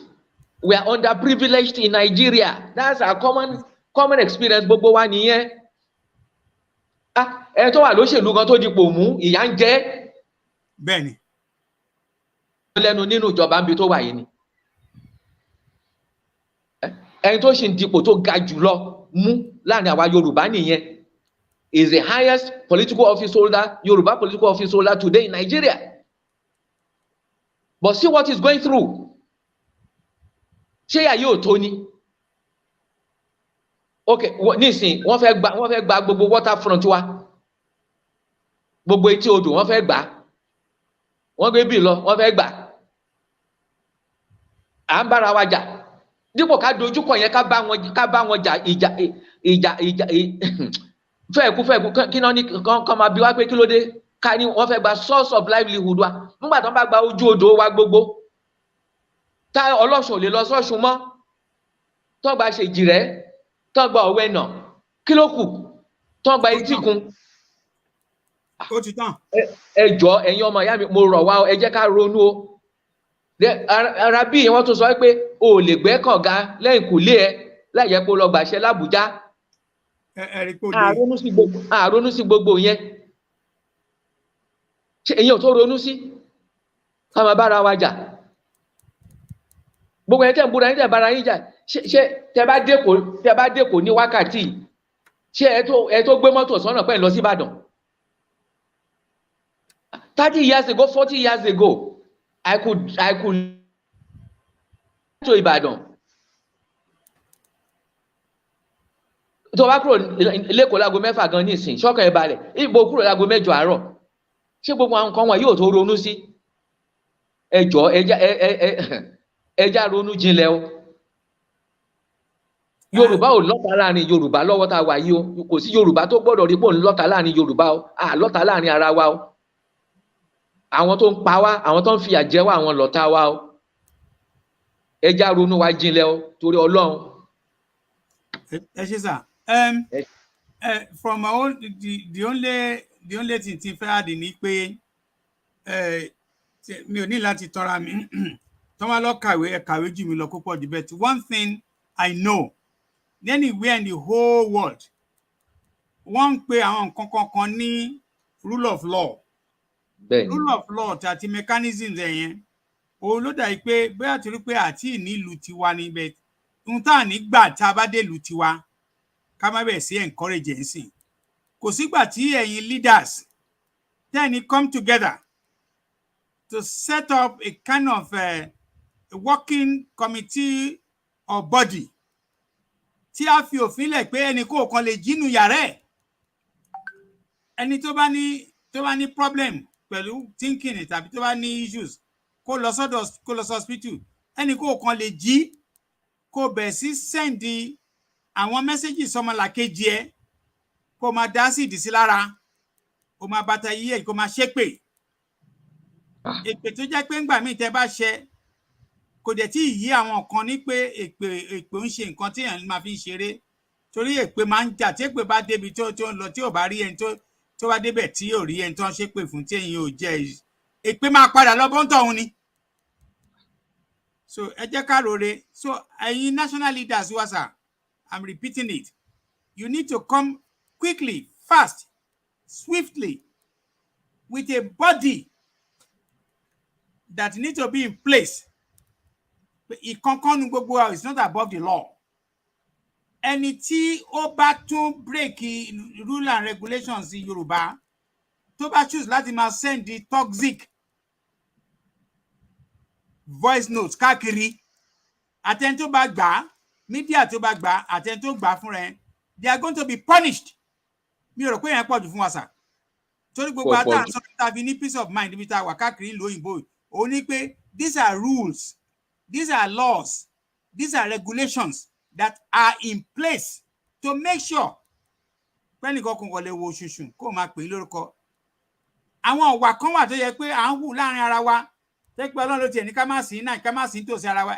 Ayé lòmíì á ti mú gbó á ti ṣe bákan á ti yọ ọ̀bẹ àtàdá á tiẹ̀ ti fẹ́ sun lù ẹ̀ mọ́ oríṣiríṣi ká máa dúpẹ́ pé àsí lérí àwọn oníjàǹdùkúrú nǹkan bẹ́ẹ̀ yẹn. Again, I want to call on the national leaders, inclusive, sir, to come on with that arrangement as quickly as possible. Enough is enough. That has to be stopped. Wọ́n parí ìjà ní 4 days ago or 3 days ago. Àwọn àgbààgbà wà ń bẹ̀. 2 days after, ẹnìkan wá dìde. o tún wá bẹ̀rẹ̀ sí da òun bú ẹ tó parí ìjà o tún bú àwọn tó parí ìjà fún. Who does that? Ìyẹn ò dá now. What's that in aid of? Ìyẹn ò dá now. Ẹ̀dẹ̀ ń lérí ẹ̀dẹ̀ ń sọ pé kò sí bákan kí ni nǹkan tá à ń fà gangan. Kò sí bó ṣe ń kórí tá a bá gba Yorùbá nation gangan oníkàlùkù máa wà láyé ẹ̀ ni. Ẹnìkan kan ò dẹ̀ lè gbélé méjì papọ̀. Ẹnìkan kan ò lè gún mọ́tò méjì papọ̀. Oníkàlùkù máa wà láyé ẹ̀ ni. Àǹgẹ́gẹ́ bẹ́ẹ̀ dẹ̀ ṣe sọ́sà ìfẹ́ tẹ́ ẹ ní ni o. Ìfẹ́ tẹ́ ẹ ní fọ́mọ Yorùbá ni. Àwọn kan ò tiẹ̀ bá wọn rò ó. Ṣé bí ìlú ni Germany, America, UK. Pẹ́pẹ́ bá ti lọ sí university, there's always a path. There's a ready provision for you to benefit from your education. I'm making sense, sir. Yes. To bá study anything, there's already provision, there's a path láti make sure pé lo kíní yẹn láti benefit, láti continue to grow the country tí bí tá gbé wà yẹn. So kó jẹ́ pé ìpè la máa jí la máa ṣe need ẹ̀ o. Now, mo ti fọ̀rọ̀ wọ́rọ̀ lẹ́nu yín, mo ti gbọ́ tẹnu yín. There's a major declaration kan tẹ́ fẹ́ ṣe apart from the good news. And I want to promise everybody as time goes on, that good news tí àwọn bàbá wa sọ yẹn, orí Ọ̀túnba who latest, I can tell you for free. Ibi lẹ orí Ọ̀túnba who latest lẹ máa kọ́kọ́ gbọ́. There's a contract. Wọ́n ti yín wa lẹ́ẹ̀kan pé orí Ọ̀túnba who latest lẹ máa kọ́kọ́ ti gbọ́. Tẹ́ bá gbọ́ àwa tún wá pín káàkiri. We are looking forward to that day. Inú wa dẹ̀ dùn. Lágbára Ọlọ́run. You wanted to make a general declaration. You wanted to talk about something. You sent me a copy of that thing, which I kept to my heart. Yes. After I have chit-chat with you, yeah, for a while, you are now free to talk about that thing. Don't do it. TFS so. TFS ki gbogbo àwọn ọmọ Yorùbá, àwọn ọmọ lẹ́yìn yín, TFS ká gbọ́, ká gbà. So, the floor is yours now, sir. Yes. Mo kí gbogbo àwa ọmọ káàrọ̀ oòjíire. Ọlọ́run á ṣe gbogbo wa lólóríire o. Orílẹ̀-èdè Yorùbá náà tá náà gà sí. Ọlọ́run á mú wa débẹ̀. Kọ́dún yóò tó dópin. À jẹ èrè àti ọrọ̀ orílẹ̀-èdè náà. Ibi ò ní tọ́ sí wa, ibi ò ní kàn wá o. Ṣé rí ayé tá a wà nísìnyí is a global village. It's a kind of world where you can hardly live in isolation. Whatever it is that you want, you need to cut friends for support. You need to cut the support of friends. When a ní ọ̀rẹ́ mọ́rẹ́ ni a kì í ní ọ̀tá kún ọ̀tá. Ọ̀pọ̀lọpọ̀ wa ní ọ̀rọ̀ orílẹ̀-èdè Yorùbá ìkálára. Bó lè ṣe yẹ kó rí náà nìyẹn lóòótọ́. Ṣùgbọ́n tí nǹkan bá ká wa lára, síbẹ̀ náà ó yẹ ká farabalẹ̀, ká wò ó, ká ṣe bọ́n ṣe ń ṣe kó lè rí bó ṣe yẹ kó rí. Torí ọ̀rọ̀ kan ń lọ, ó káwọn èèyàn lára ni náà sọ pé àwọn máa declare, àti nípa wọn tá a fi máa declare. That is called unilateral declaration of independence. Kò sí country tó ṣe tó mú jẹ o. That you seek the support of powerful countries in the world or world powers so as to ensure that our country becomes independent and a sovereign nation state. Kì í ṣe nǹkan tá a lè dá ṣe. Lóòótọ́, United Nations ti make provisions for self-determination. You have a right to choose the type of government that you want and live, under the kind of regime that you choose to. Ṣùgbọ́n kò sí ẹ̀yà kankan tó ti jẹ́ ara orílẹ̀-èdè kan tẹ́lẹ̀ tó fẹ́ kúrò ńbẹ̀ tí ò nílò ìrànlọ́wọ́ àwọn orílẹ̀-èdè àgbáyé. That is, there is no way that that a group can break away into an independent and sovereign nation state by simply declaring itself independent. No. It has implications. The most immediate implication fún àwa tá jẹ́ Yorùbá yìí ni pé ká la declare lẹ́ni kí ló kó máa ṣẹlẹ̀? We be attacked. We be attacked. Do we have the wherewithal to defend ourselves against those who are going to attack us? And let's be honest, if we declare today and Nigeria attacks us, Nigeria will be justified. So a gbọ́dọ̀ ṣe nǹkan tá máa fi jẹ̀bi. Tá bá ń wá ẹ̀tọ́ wa, ọ̀nà wà tá fi lè wá ẹ̀tọ́ wa láì jẹ̀bi. Now, all over the world, when people seek to be autonomous, to be independent, and to have their own sovereign nation state, you have to court the friendship of powerful nations. You have to seek support. It's not a matter of weakness. It's not neocolonialism. It's not slavery. No. That's the way diplomacy is played in the world today. You go out, you seek support. Please, we want your support. They will even ask you, what are you going to offer us in return if we support you? Oh, we have a lot to offer. At international organizations, we will always back you, we will always give you support, we will give you support. We have resources, we invite you to come and invest in our land. Now, kó lè yé wa, orílẹ̀-èdè kan wà tí wọ́n pè ní Republic of Somaliland. Not Somalia. Somalia is different from Republic of Somaliland. Republic of Somaliland declared itself independent, broke away from Somalia about 30 years ago. I think 1991, 27th October, if I remember correctly. Ní àwọn Republic of Somalia not declare àwọn independent. Wọ́n break away from Somalia, wọ́n dey declare àwọn independent. Till today, Republic of Somaliland has not enjoyed international recognition. Go and check it. Incidentally, Republic of Somaliland is peaceful, more peaceful than Somalia. Somalia làwọn terrorists ti operate, àwọn Al-Shabaab, àwọn gbogbo àwọn terrorists wọ̀nyẹn, Somalia náà wà.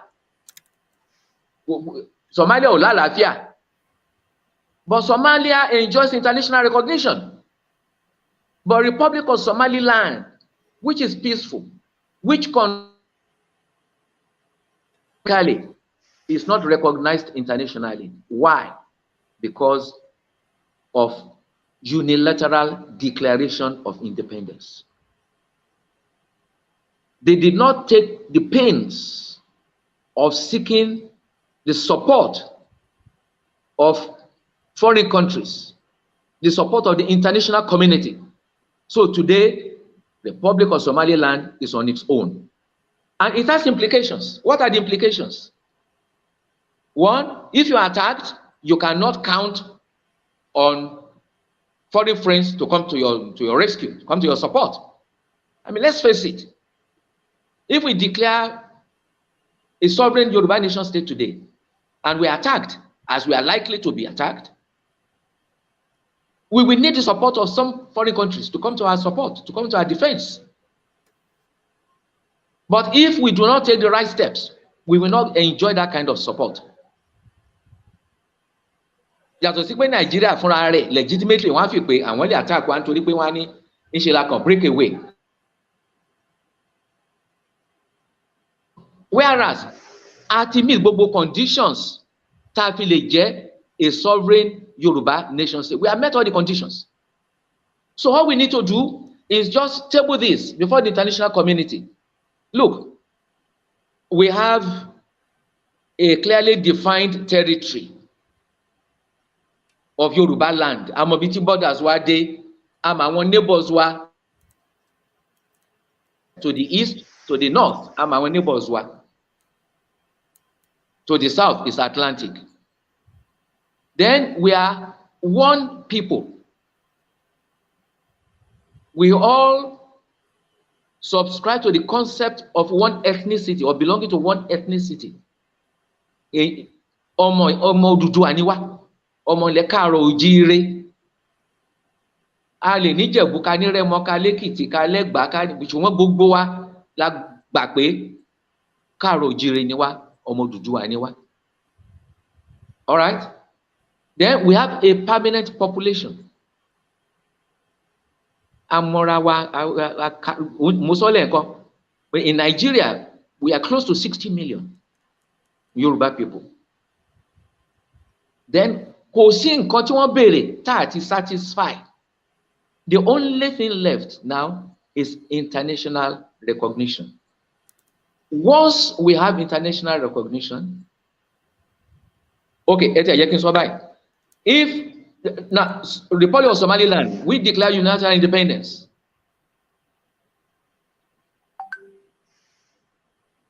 Cannot deal with International Monetary Fund, cannot deal with IMF. It cannot deal with World Bank. It has no representation at UNESCO. It has no seat at the United Nations. Anyway, it cannot engage in multilateral relationships with other countries. So, the Republic of Somaliland is living in isolation today. They can only engage in international trade to a limited extent. I don't think so. Like I said, we are in a global village. The world is looking forward to receiving the new Yoruba nation state. So let's follow the procedures required. We have all the things required to be a nation state. All we need now is just cut the friendship of some countries and say, look, please support us. Declare support for us. Declare support for us. Recognize us. And once that is done, we are home and dry. So, ọ̀rọ̀ pé a lè interact pẹ̀lú World Bank, a lè interact pẹ̀lú IMF, a lè interact pẹ̀lú International Olympic Committee, kò ní sí yẹn bẹ́ẹ̀ mọ́. Because these are the implications of unilateral declaration of independence. You are cut off from the rest of the world. You are isolated. And we can't afford that. For the world knows it. They have a lot to benefit from us. And I can tell you from inside knowledge that they are looking forward to the new Yoruba nation state. They are looking forward to it as eagerly as we are looking forward to it. So we just have to be patient and make sure we do not take the wrong step that will make us a pariah in the Committee of Nations. And other people don't enjoy international recognition they need. Catalonia, okay, which is part of Spain, whose capital is Barcelona. They too have everything required to make them a nation state. But what did they do? They organized their own referendum without reference to United Nations. Yes, they conducted their own referendum, and about 98 to 99% voted in support of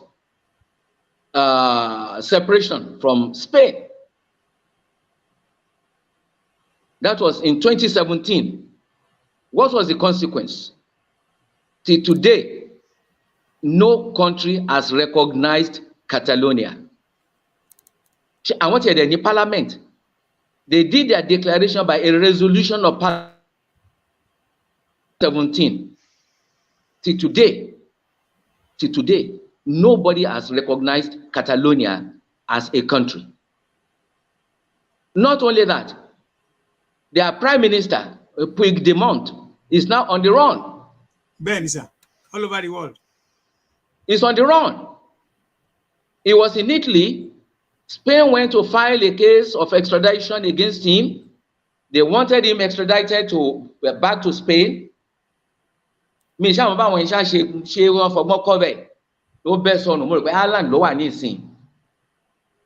So there is nothing to be gained by unilateral declaration of independence.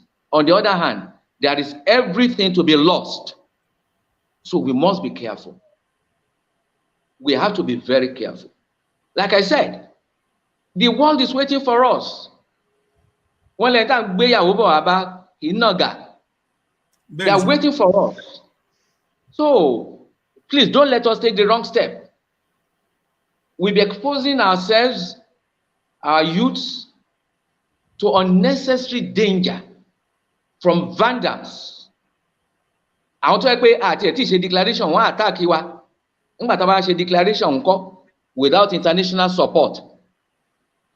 But that's the implication. But once we have countries in the world recognize countries, I will not name some of them, no matter how much I'm tempted. I will not name them.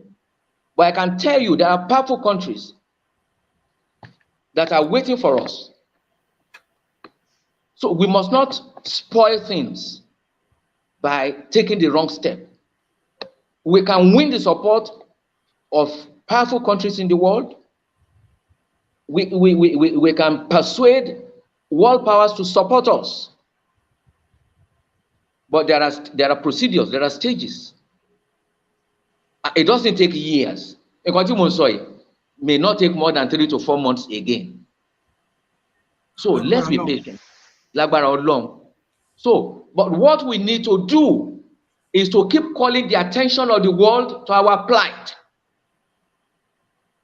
And one of the ways we can be calling the attention of the world to our plight in Nigeria is by organizing rallies, peaceful rallies, where we'll be, demanding our autonomy, demanding for separation from Nigeria, demanding for our independence. Then our intelligentsia can be organizing world press conferences. Then our elite can start organizing diplomatic shuttles to world capitals to interact with world, to cut their support. And I can tell you, if we embark seriously on these things I'm telling you, before the end of this year, we will have had an independent and sovereign Yoruba nation state that will be secure and that will be welcome in the Committee of Nations and that will take its rightful seat at the United Nations Organization headquarters in New York. Wow. Which will be a thing of pride. So these are the things we stand to gain. Again, in the African country, we were talking with one of their leaders. I said, look, support us, announce recognition. Look,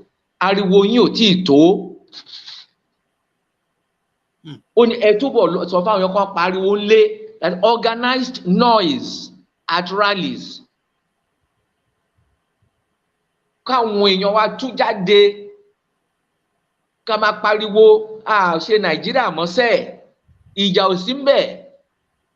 And that's what is called civil disobedience.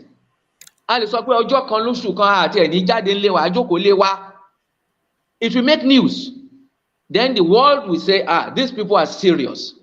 They want to get out of this country, truly. They are aware. They are aware of the fact that we are being massacred, being maltreated. The world is aware of the fact that we sustain the economy of Nigeria. So we can stand on our own. We have all the resources to become a buoyant economy, not only in Africa, but in the world. Look at Israel. Mélòó ni wọ́n? But because they value education, innovation, they are respected in the world. Ìgbà míì wọ́n á ṣe nǹkan tí ò yẹ kán ṣe, ayé máa mójú kúrò bẹ́ẹ̀ ni. Torí wọn lè fọwọ́ padà wọn lójú. Àwa náà lè dà bẹ́ẹ̀. Tá bá ti gba nation wa tán, ká dojúkọ education, ká dojúkọ technology, tá invite àwọn Japan, US, Brazil to come and invest in Yoruba land to improve the skills of our youths. Sending our, intellectuals to their institutions. They come back, they bring back the latest in innovation, ICT, all these things. Before you know what is happening, we will have won the respect of the world, because we need to win the respect of the world. The respect of the world, we first of all start by winning their support before declaring independence. Once we can win the support of the world, of the international community, of powerful countries, to the extent that they announce that they recognize Yoruba nation as an independent and sovereign nation state, we are home. We are home. Then, as we are utilizing our resources, they'll be willing to come and partner with us and participate in developing our new country. So, ẹ jọ̀ọ́ mo fi Ọlọ́run Elédùmarè bẹ̀ yín, ìgbésẹ̀ tí mo fẹ́ kẹ́ jẹ́ ká gbé nìyẹn o.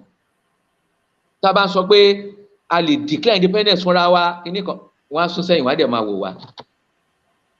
Ìyà ò ní jẹ wá o. A ní ṣìṣe o, a dẹ̀ ní ṣìsọ. It's not a sign of weakness. Kò sẹ́ni tí ò fọ́ rẹ̀. Even United States of America, powerful as it is constantly looking for friends in the international community. Benny. Look at Kosovo. Kosovo has no seat at the United Nations at the moment, but Kosovo has been recognized by United States of America because wọ́n recognize pé wọ́n pa wọ́n, àwọn Serbians ń pa wọ́n, wọ́n fìyà jẹ wọ́n. Wọ́n rẹ̀ kún ọ̀rẹ́, wọ́n recognize Kosovo. Wọ́n recognize pé wọ́n pa wọ́n, àwọn Serbians ń pa wọ́n, wọ́n recognize pé wọ́n fìyà jẹ wọ́n. So the same thing.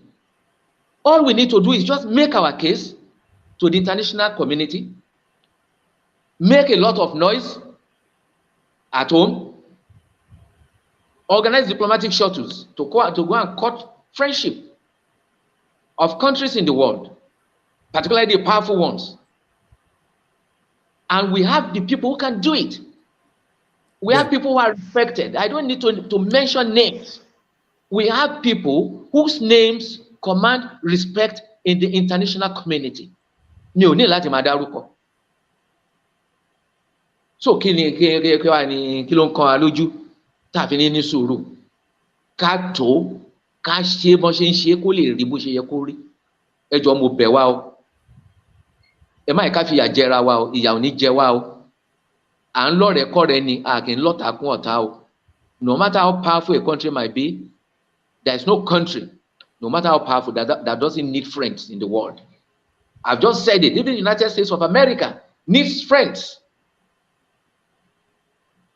Okay, look at Ukraine. Look at what has happened in Ukraine recently, where Russia attacked Ukraine. See the amount of support that was. Without that support, Russia would have wiped Ukraine off the face of the earth. Benny. Ukraine is a developed community. Oh yes. Yeah, highly developed. But they will have been wiped off the face of the earth. But for their international friends. So we need international friends. We must not deceive ourselves. We need them right from start. Because even after we must have gotten our country, we have to secure our borders. Torí àwọn tí wọ́n tá máa lé lọ tó ń pààyàn yìí nísìn tá bá secure borders wa wọ́n á sì fẹ́ máa wọlé. So we have to secure our borders. we will need the support of international friends to ensure that we make our borders impregnable to invaders, to enemies. Kò sí country tí ò lọ́tà tí wọ́n ní fẹ́ attack. Look at Israel. So I need the international recognition. No?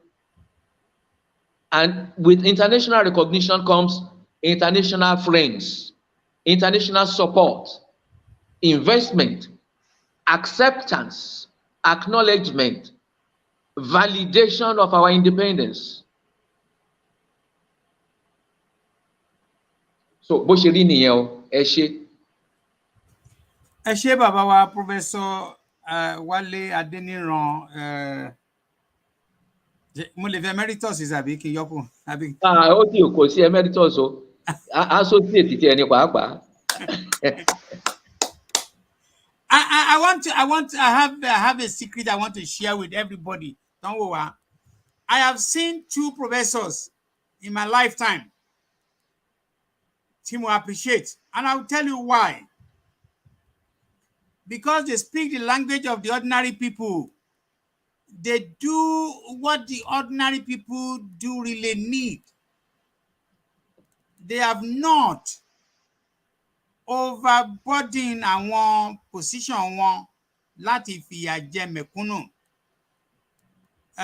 First time, second time, third time tí mo ti ní association pẹ̀lú àwọn professor méjèèjì, wọ́n jọ mí lójú, wọ́n dàbí ìmọ́lẹ̀ náà jẹ́ fún mi. I feel free to follow them because Yorùbá ní Tinubu ṣe gbà lè ṣíwò. Àwọn mélòó ló kù tí a ní àwọn other professors in the country. I have worked with I know many professors in my lifetime. Even bí ṣe wà yìí. Mi ò rí ọ̀rọ̀ ọmọlúwàbí pé mẹ̀kúnnù jẹ wọ́n lógún, mi ò rí lẹ́nu wọn, mi gbọ́ lẹ́nu wọn. Olúwẹ̀ kan kò ń ṣọmọdé mọ́ náà. But here are these 2 gentlemen. Professor, ẹ pẹ́ fún wa sà. Àmín, ẹ ṣé.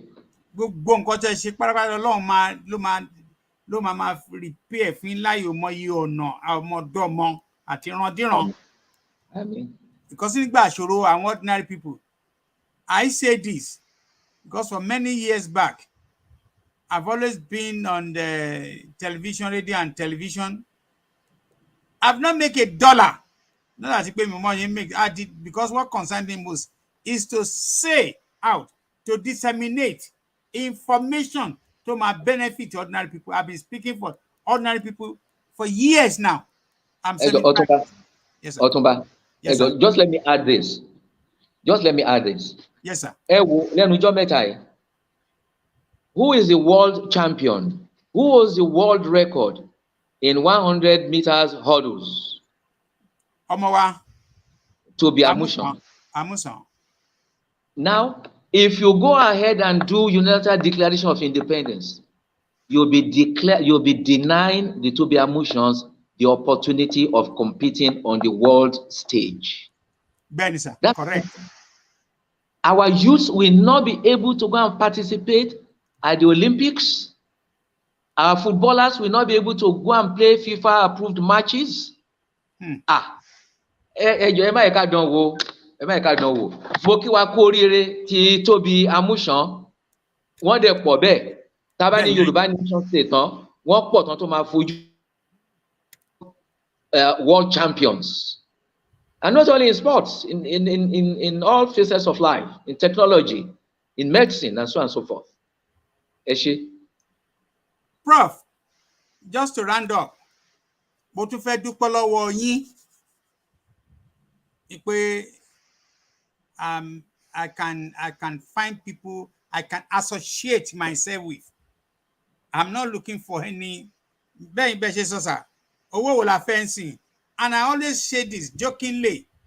Wípé an average ọkùnrin tó bá pọ̀ lọ́wọ́ ẹ̀ gidi gan, tó wó yẹn pọ̀ gan, oríṣiríṣi temptations ló máa wọlé. Ìbàjẹ́ pastor. Am I making sense, sir? But correctly, rightly. Owó dàbí ògùn ni. Oríṣiríṣi ni. But I have to fall in the category àwọn professor méjì yìí. Tẹ́ pé bẹ́ẹ̀ bá fi £20 million àkáǹtì wa, a máa fi tọrọ ni kò sí tá fẹ́ fi ṣe. Ọ̀rọ̀ olóbìnrin gbé kò sáyé yọmọ́. Because ọ̀rọ̀ wa ti dọ̀rọ̀ onírètí, tí onírètí bá lóun òfin gbá mọ́sà. Ẹ bá ní mò ń pòwe o. So I'm very, very happy to be part of you, sir. Thank you very much.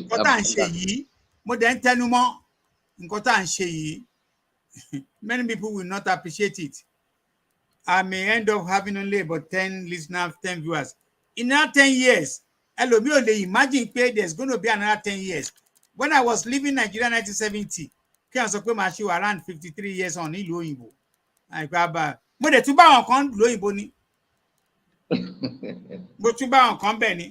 So what are we talking about? And all this is nothing but Olambo. Ẹ má dẹ̀ gbà pé ẹni tó bímọ lẹ̀ kó má ṣe kà kó má dòró.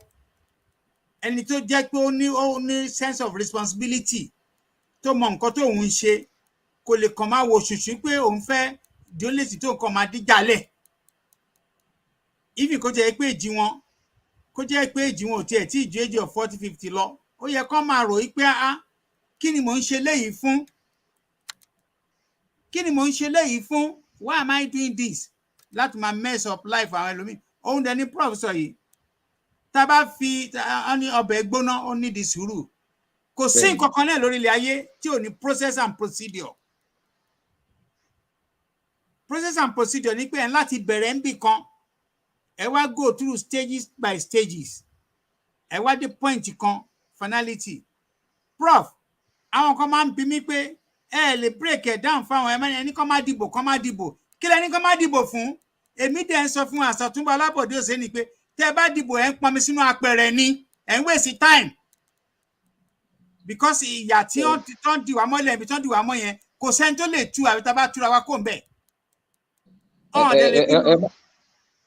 Ẹ má jẹ́ ká fira wa ṣẹ̀sín. Ayé ò ní fi wá ṣẹ̀sín. Ká má fira wa ṣẹ̀sín. Tá bá la lọ dìbò ní ìsìn bẹ́ẹ̀ nìkan fira èèyàn ṣẹ̀sín ni.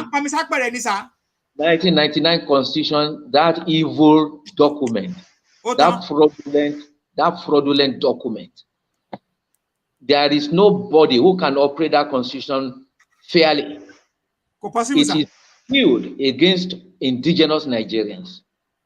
It's a document by the Fulani for the Fulani. Benisa. So, bọ́n gbé Tinubu síbẹ̀ lọ́la ti Fúlàní ló máa ṣe. 100%. Bọ́n gbé Peter Obi síbẹ̀ lọ́la ti àwọn Fúlàní ló máa ṣe. Because wọ́n ti kó gbogbo nǹkan lọ sí center, wọ́n ti kó lọ sí Abuja. They've introduced all kinds of, how shall I put it, fraudulent, measures. Benny. Money resources will be shared on basis of a land mass. Kema gba VAT lọ́dọ̀ wa, kema kó lọ sọ́hùn. Ẹ dẹ̀ sọ pé ẹ mú tí ẹ mú sìgá.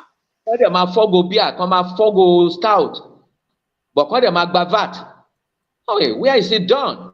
67% of gbogbo oògùn wa. Let's put a stop to it. And then bá mú beer. Yes. Tẹ́ ẹ bá mú beer, ẹ gba VAT lórí beer. Bẹ́ẹ̀ni. So values wo dẹ̀ tún jọra sá, values wa ò jọra bàbá. Values wa ò jọra. Ẹsẹ̀ jẹ́ káwọn èèyàn wa kọ́ mọ ohun tá à ń sọ. Values wa ò jọra. We have radically different worldviews. Ó ní mo sọ lẹ́ǹkan nílẹ̀ Yorùbá, Mùsùlùmí, Kìrìsìtẹ́nì, oníṣẹ̀ṣe, gbogbo àjọ ń gbélé kan náà. Mo tẹ̀ láwọn ọ̀rẹ́ fẹ́ pé grandfather Christian, bàbẹ́ Muslim, òun fúnra rẹ̀ Muslim, ìyàwó ẹ̀ Christian. Where in the world do you find such a thing? Tí gbogbo àdè ń gbé in harmony and in peace. It's uncommon. You can only find it in Yoruba land, and the world respects us for it.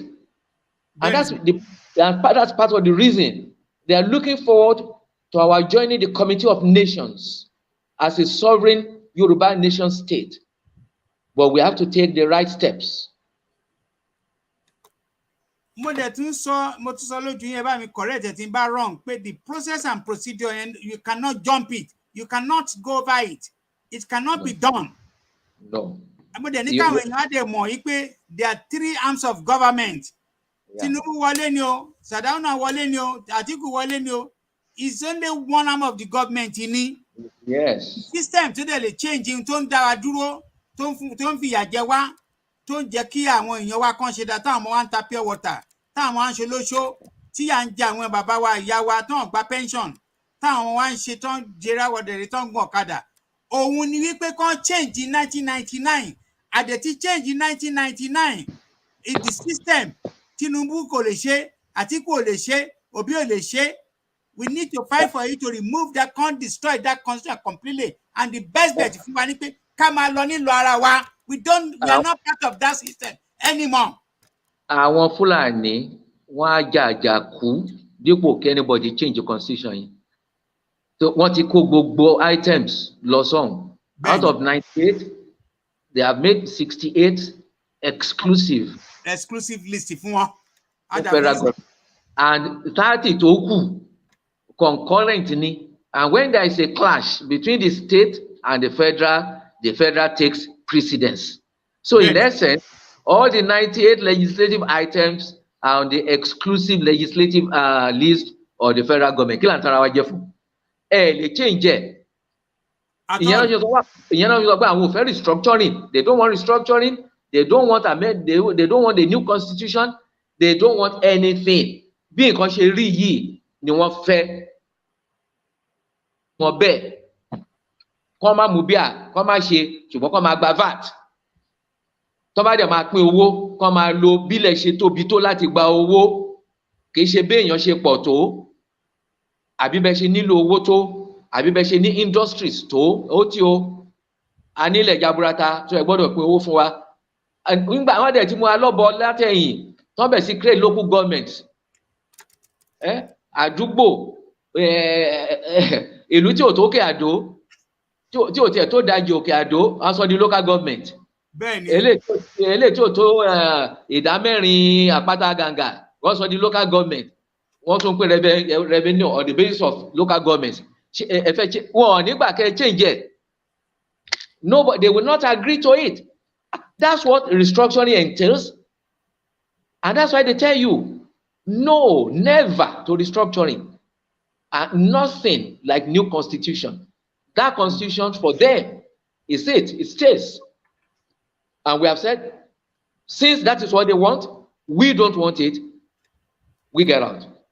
When there's someone who for education, and who for education, and who for development, and who for modernization, káwọn máa tẹ̀lé màálù táwọn lọ́rùn, ẹ̀mí màálù ó níye lójú wọn ju ẹ̀mí èèyàn lọ. Bẹ́ẹ̀ni sà. Àwa dẹ̀ rèé, we value education, we want development, we want modernization, we want to compete in science and technology. Bẹ́ẹ̀ni sà. In the arts, in all areas, we want to compete with the rest of the world. Àwọn wọ̀nyí ò bìkítà, kò sí nǹkan tó kàn wọ́n. Ó tẹ́ wọn lọ́rùn kan máa tẹ̀lé màálù wọn káàkiri. So kí là ń para wa tá à ń dúró pẹ̀lú wọn fún, kí là ń tanra wa jẹ fún? Ẹ̀ ń lọ dìbò, ìbò kí ni? Níṣorí burúkú o. Àmín sà.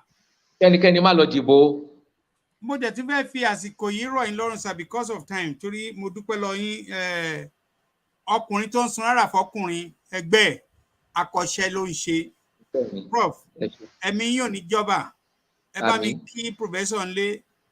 You're also one of the very few professors tí compartment upstairs tó sì dá tó ṣiṣẹ́. Mo fi ń dúpẹ́ lọ́dọ̀ Ọlọ́run fún yín pé you are one of the luckiest people. Our country they take it for granted. Akama dúpẹ́ ní pé we are happy. Àwọn tó dẹ̀ ṣe ò ṣe pé àwọn ọ̀wà jákujàku kan ẹ̀hún wà ní àwa náà òhun ni ló ṣe ń rí báyìí. Àwọn tó ti jẹ gbá tó ti àwọ tó ń jẹ pọ́n fẹ́ di gba by force by fire. Ìgbẹ̀yìn ò kì í dá. A dẹ̀ nírú wọn ní Nàìjíríà tó ń pọ̀ rẹpẹtẹ. Kí ẹ̀ náà. Kán sì máa fọmọ ìyá wọn ọmọ àbúrò ẹ̀gbọ́n sísá wọn kán máa fi wọ́n ṣe driver. Mo dẹ̀ ń sọ tí driver Ọbásanjọ́ kò ní mọ́tò tiẹ̀ fúnra rẹ̀. Kò lè ní mọ́tò tiẹ̀ fúnra rẹ̀. Gbogbo ìyà tó ń jẹ wọ́n yẹn ó tẹ́ wọn lọ́rùn kọ́ máa dáwó. Mo dẹ̀ fẹ́ fi àsìkò yìí before I let you go. Ẹ bá mi sọ fún àwọn èèyàn pé àwa tí à ń campaign yìí ẹ jẹ́ ká get it right o. Any little thing tá máa misunderstand torí òun la tún sọ sí yìí o. The next thing sì yìí àwọn tó dàbí pé bóyá àmọ́ a lè sọ pé beside báyìí ní kíná wọ́n máa tún ní lórí Ọ̀túnba latest Professor Adewale Adeniran ó dárúkọ restructuring. Bẹ́ẹ̀ bá máa bójú ẹ̀yìn sinimá máa gbọ́ nìyẹn. Ọ̀gbọ́n tẹ̀sán tán kan ní sùúrù. Wọ́n máa ní ṣe ló tún sọ bàbá ní ó ti bẹ̀ sọ pé restructuring ọ̀rọ̀ náà ti ẹ̀ sú mi. Ṣẹ̀dẹ̀wẹ́jọ́ wọn dẹ̀ kọ́. Ńgbà tẹ bá ti permanent èèyàn sí poverty level tí ò lè gbórí mọ́ kò lè rorí. Òun ló ṣe bẹ́ẹ̀ ṣe dárúkọ restructuring sí ẹ máa wo tá tó rọ̀lẹ́ ọ̀la. A ní bàbá yẹn ó ti restructuring ó ti lọ sórí Ọ̀túnba latest ó ti lọ lórí iṣó yẹn àwọn bàbá yẹn òṣèlú ni wọ́n ó ti àwọn tiẹ̀ nínú sọ pé commissioner lòun tẹ̀tẹ́lẹ̀ ó tún wà lọ rí restructuring ṣe restructuring. No to restructuring. No to restructuring. Ó dábẹ́ ṣe clear torí mo mọ̀ wá. Restructuring tiẹ̀ ti kù àwọn Fúlàní làwọn ò fẹ́ àwa náà àkọ́mọ́ Yorùbá nation la fẹ́ so mọ́ tiẹ̀ mọ́ it's too late. It's too late. Kò tiẹ̀ pay wa nídìí ẹ̀ àníṣe the only thing ta ní ni pé ká kó nu association yẹn nu union yẹn. Ká dẹ̀ secure ọ̀pọ̀. Wọ́n lè di another 100 years o ká la fẹ́ ṣe bákan tá bá dẹ̀ kú o kíkò tá máa kó láàrin 4 years á transform Yoruba land better than Dubai better than even America because I need human resources àti natural resources plenty.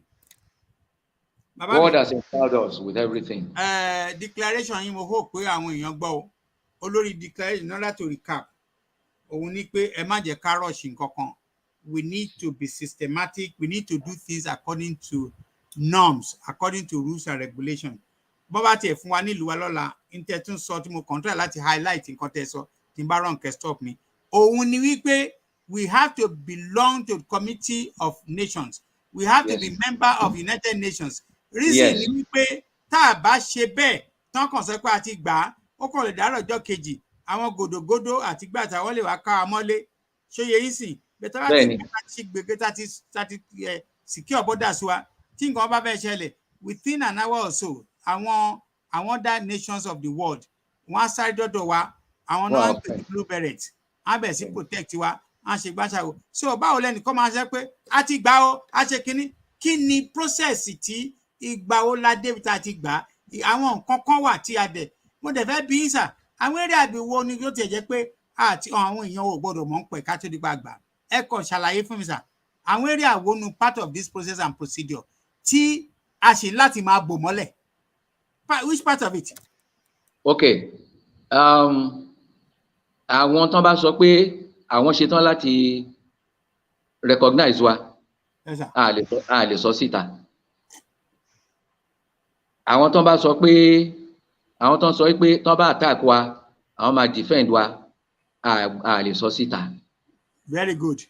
So gbogbo àwọn kan báwọn yẹn àṣírí ni Ọlọ́run ní jẹ́ ká pàdánù so tá bá sọ pé gbogbo yẹn àkà sí akàndẹ̀ lọ bóyá lọ́sẹ̀ tó ń bọ̀ ala declare ara wa independent wọn ní wo bí tá wà mọ́ wọn tiẹ̀ ní dá sí wa so Ọlọ́run ní fìyà jẹ wá. Àmín. Kì í ṣe rí ọ̀rọ̀ starting a new nation kì í ṣe nǹkan téèyàn ń tẹ́ sí wájú gbogbogbò ó gba pé káwọn èèyàn kan ní ìgbẹ́kẹ̀lé nínú pé nǹkan táwọn fẹ́ là ń ṣe pé báwọn dẹ̀ ṣe fẹ́ la ṣe ń ṣe láìpẹ́ láì jìnnà ẹ̀yin náà ẹ rí àbájáde nǹkan tá à ń ṣe lórúkọ yín ní dalẹ̀ yín ní ṣìṣe dẹ̀ ní ṣe ohunkóhun tí ò ní dùn mọ́ yín nínú nǹkan tá à ń ṣe nígbà tí ẹ bá máa gbọ́ àbájáde inú gbogbo wa máa dùn ni mo tún sọ ìkan la gbọ́ lánàá mi ì mọ̀gbà tí mo fẹnu kan wáìn kẹ́yìn àti Prof Akintoye tá lọ gbé wáìn jáde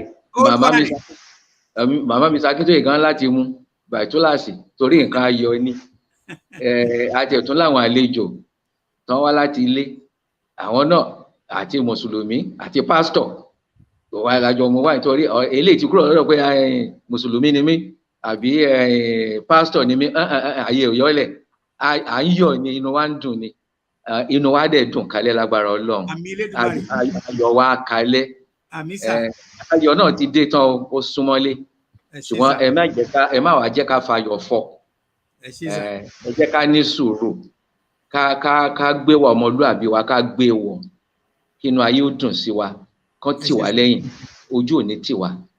mo dúpẹ́ lọ yín sà mo fi gbogbo nǹkan tí mo ní mo fi appreciate yín mo dúpẹ́ lọ yín gẹ́gẹ́ bí sọ ẹ̀yin tẹ́ ń gbọ́ wa ètò Ọ̀túnba Who Latest kì í ṣètò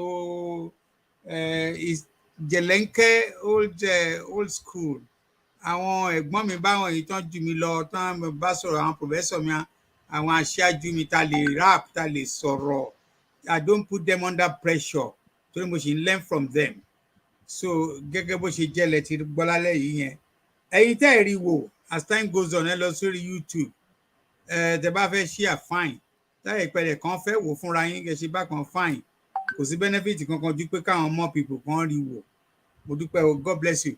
Thank you very much for coming to my show. Thank you for inviting me. Me tó máa dé orí Ọ̀túnba Who Latest la máa ti break.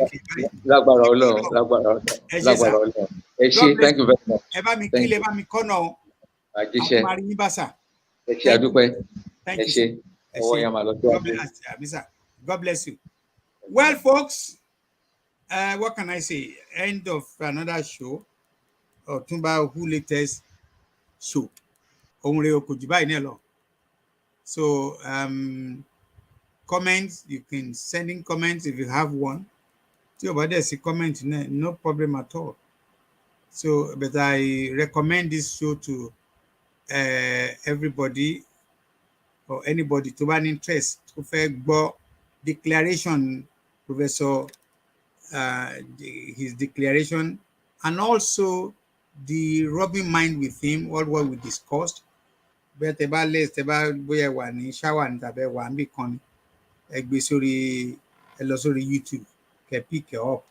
Tẹ́ bá dẹ̀ ní link ẹ press the blue button yẹn kẹ́ gbọ́, and in the process you might have one or two things you could have gained, learned, or whatever. So whatever the next time around Ọ̀túnba tó bá gbé kíní wá, you might have ideas, you might have something that might be useful to me and to èmi náà ní crew, èmi náà ní ṣe gbogbo ẹ̀, and that lead to ó tiẹ̀ better ní week because last week it was a case of àwọn tí mi ò pè náà kàn wọlé, we have worked on it, so orí tó tún ṣe wá to the next week lágbára Ọlọ́run there are going to be improvement. I want to thank you everybody for coming to watch my show, to be part of the show tonight. God bless you all. Bye bye. Ẹ ṣé o, ó dàbọ̀.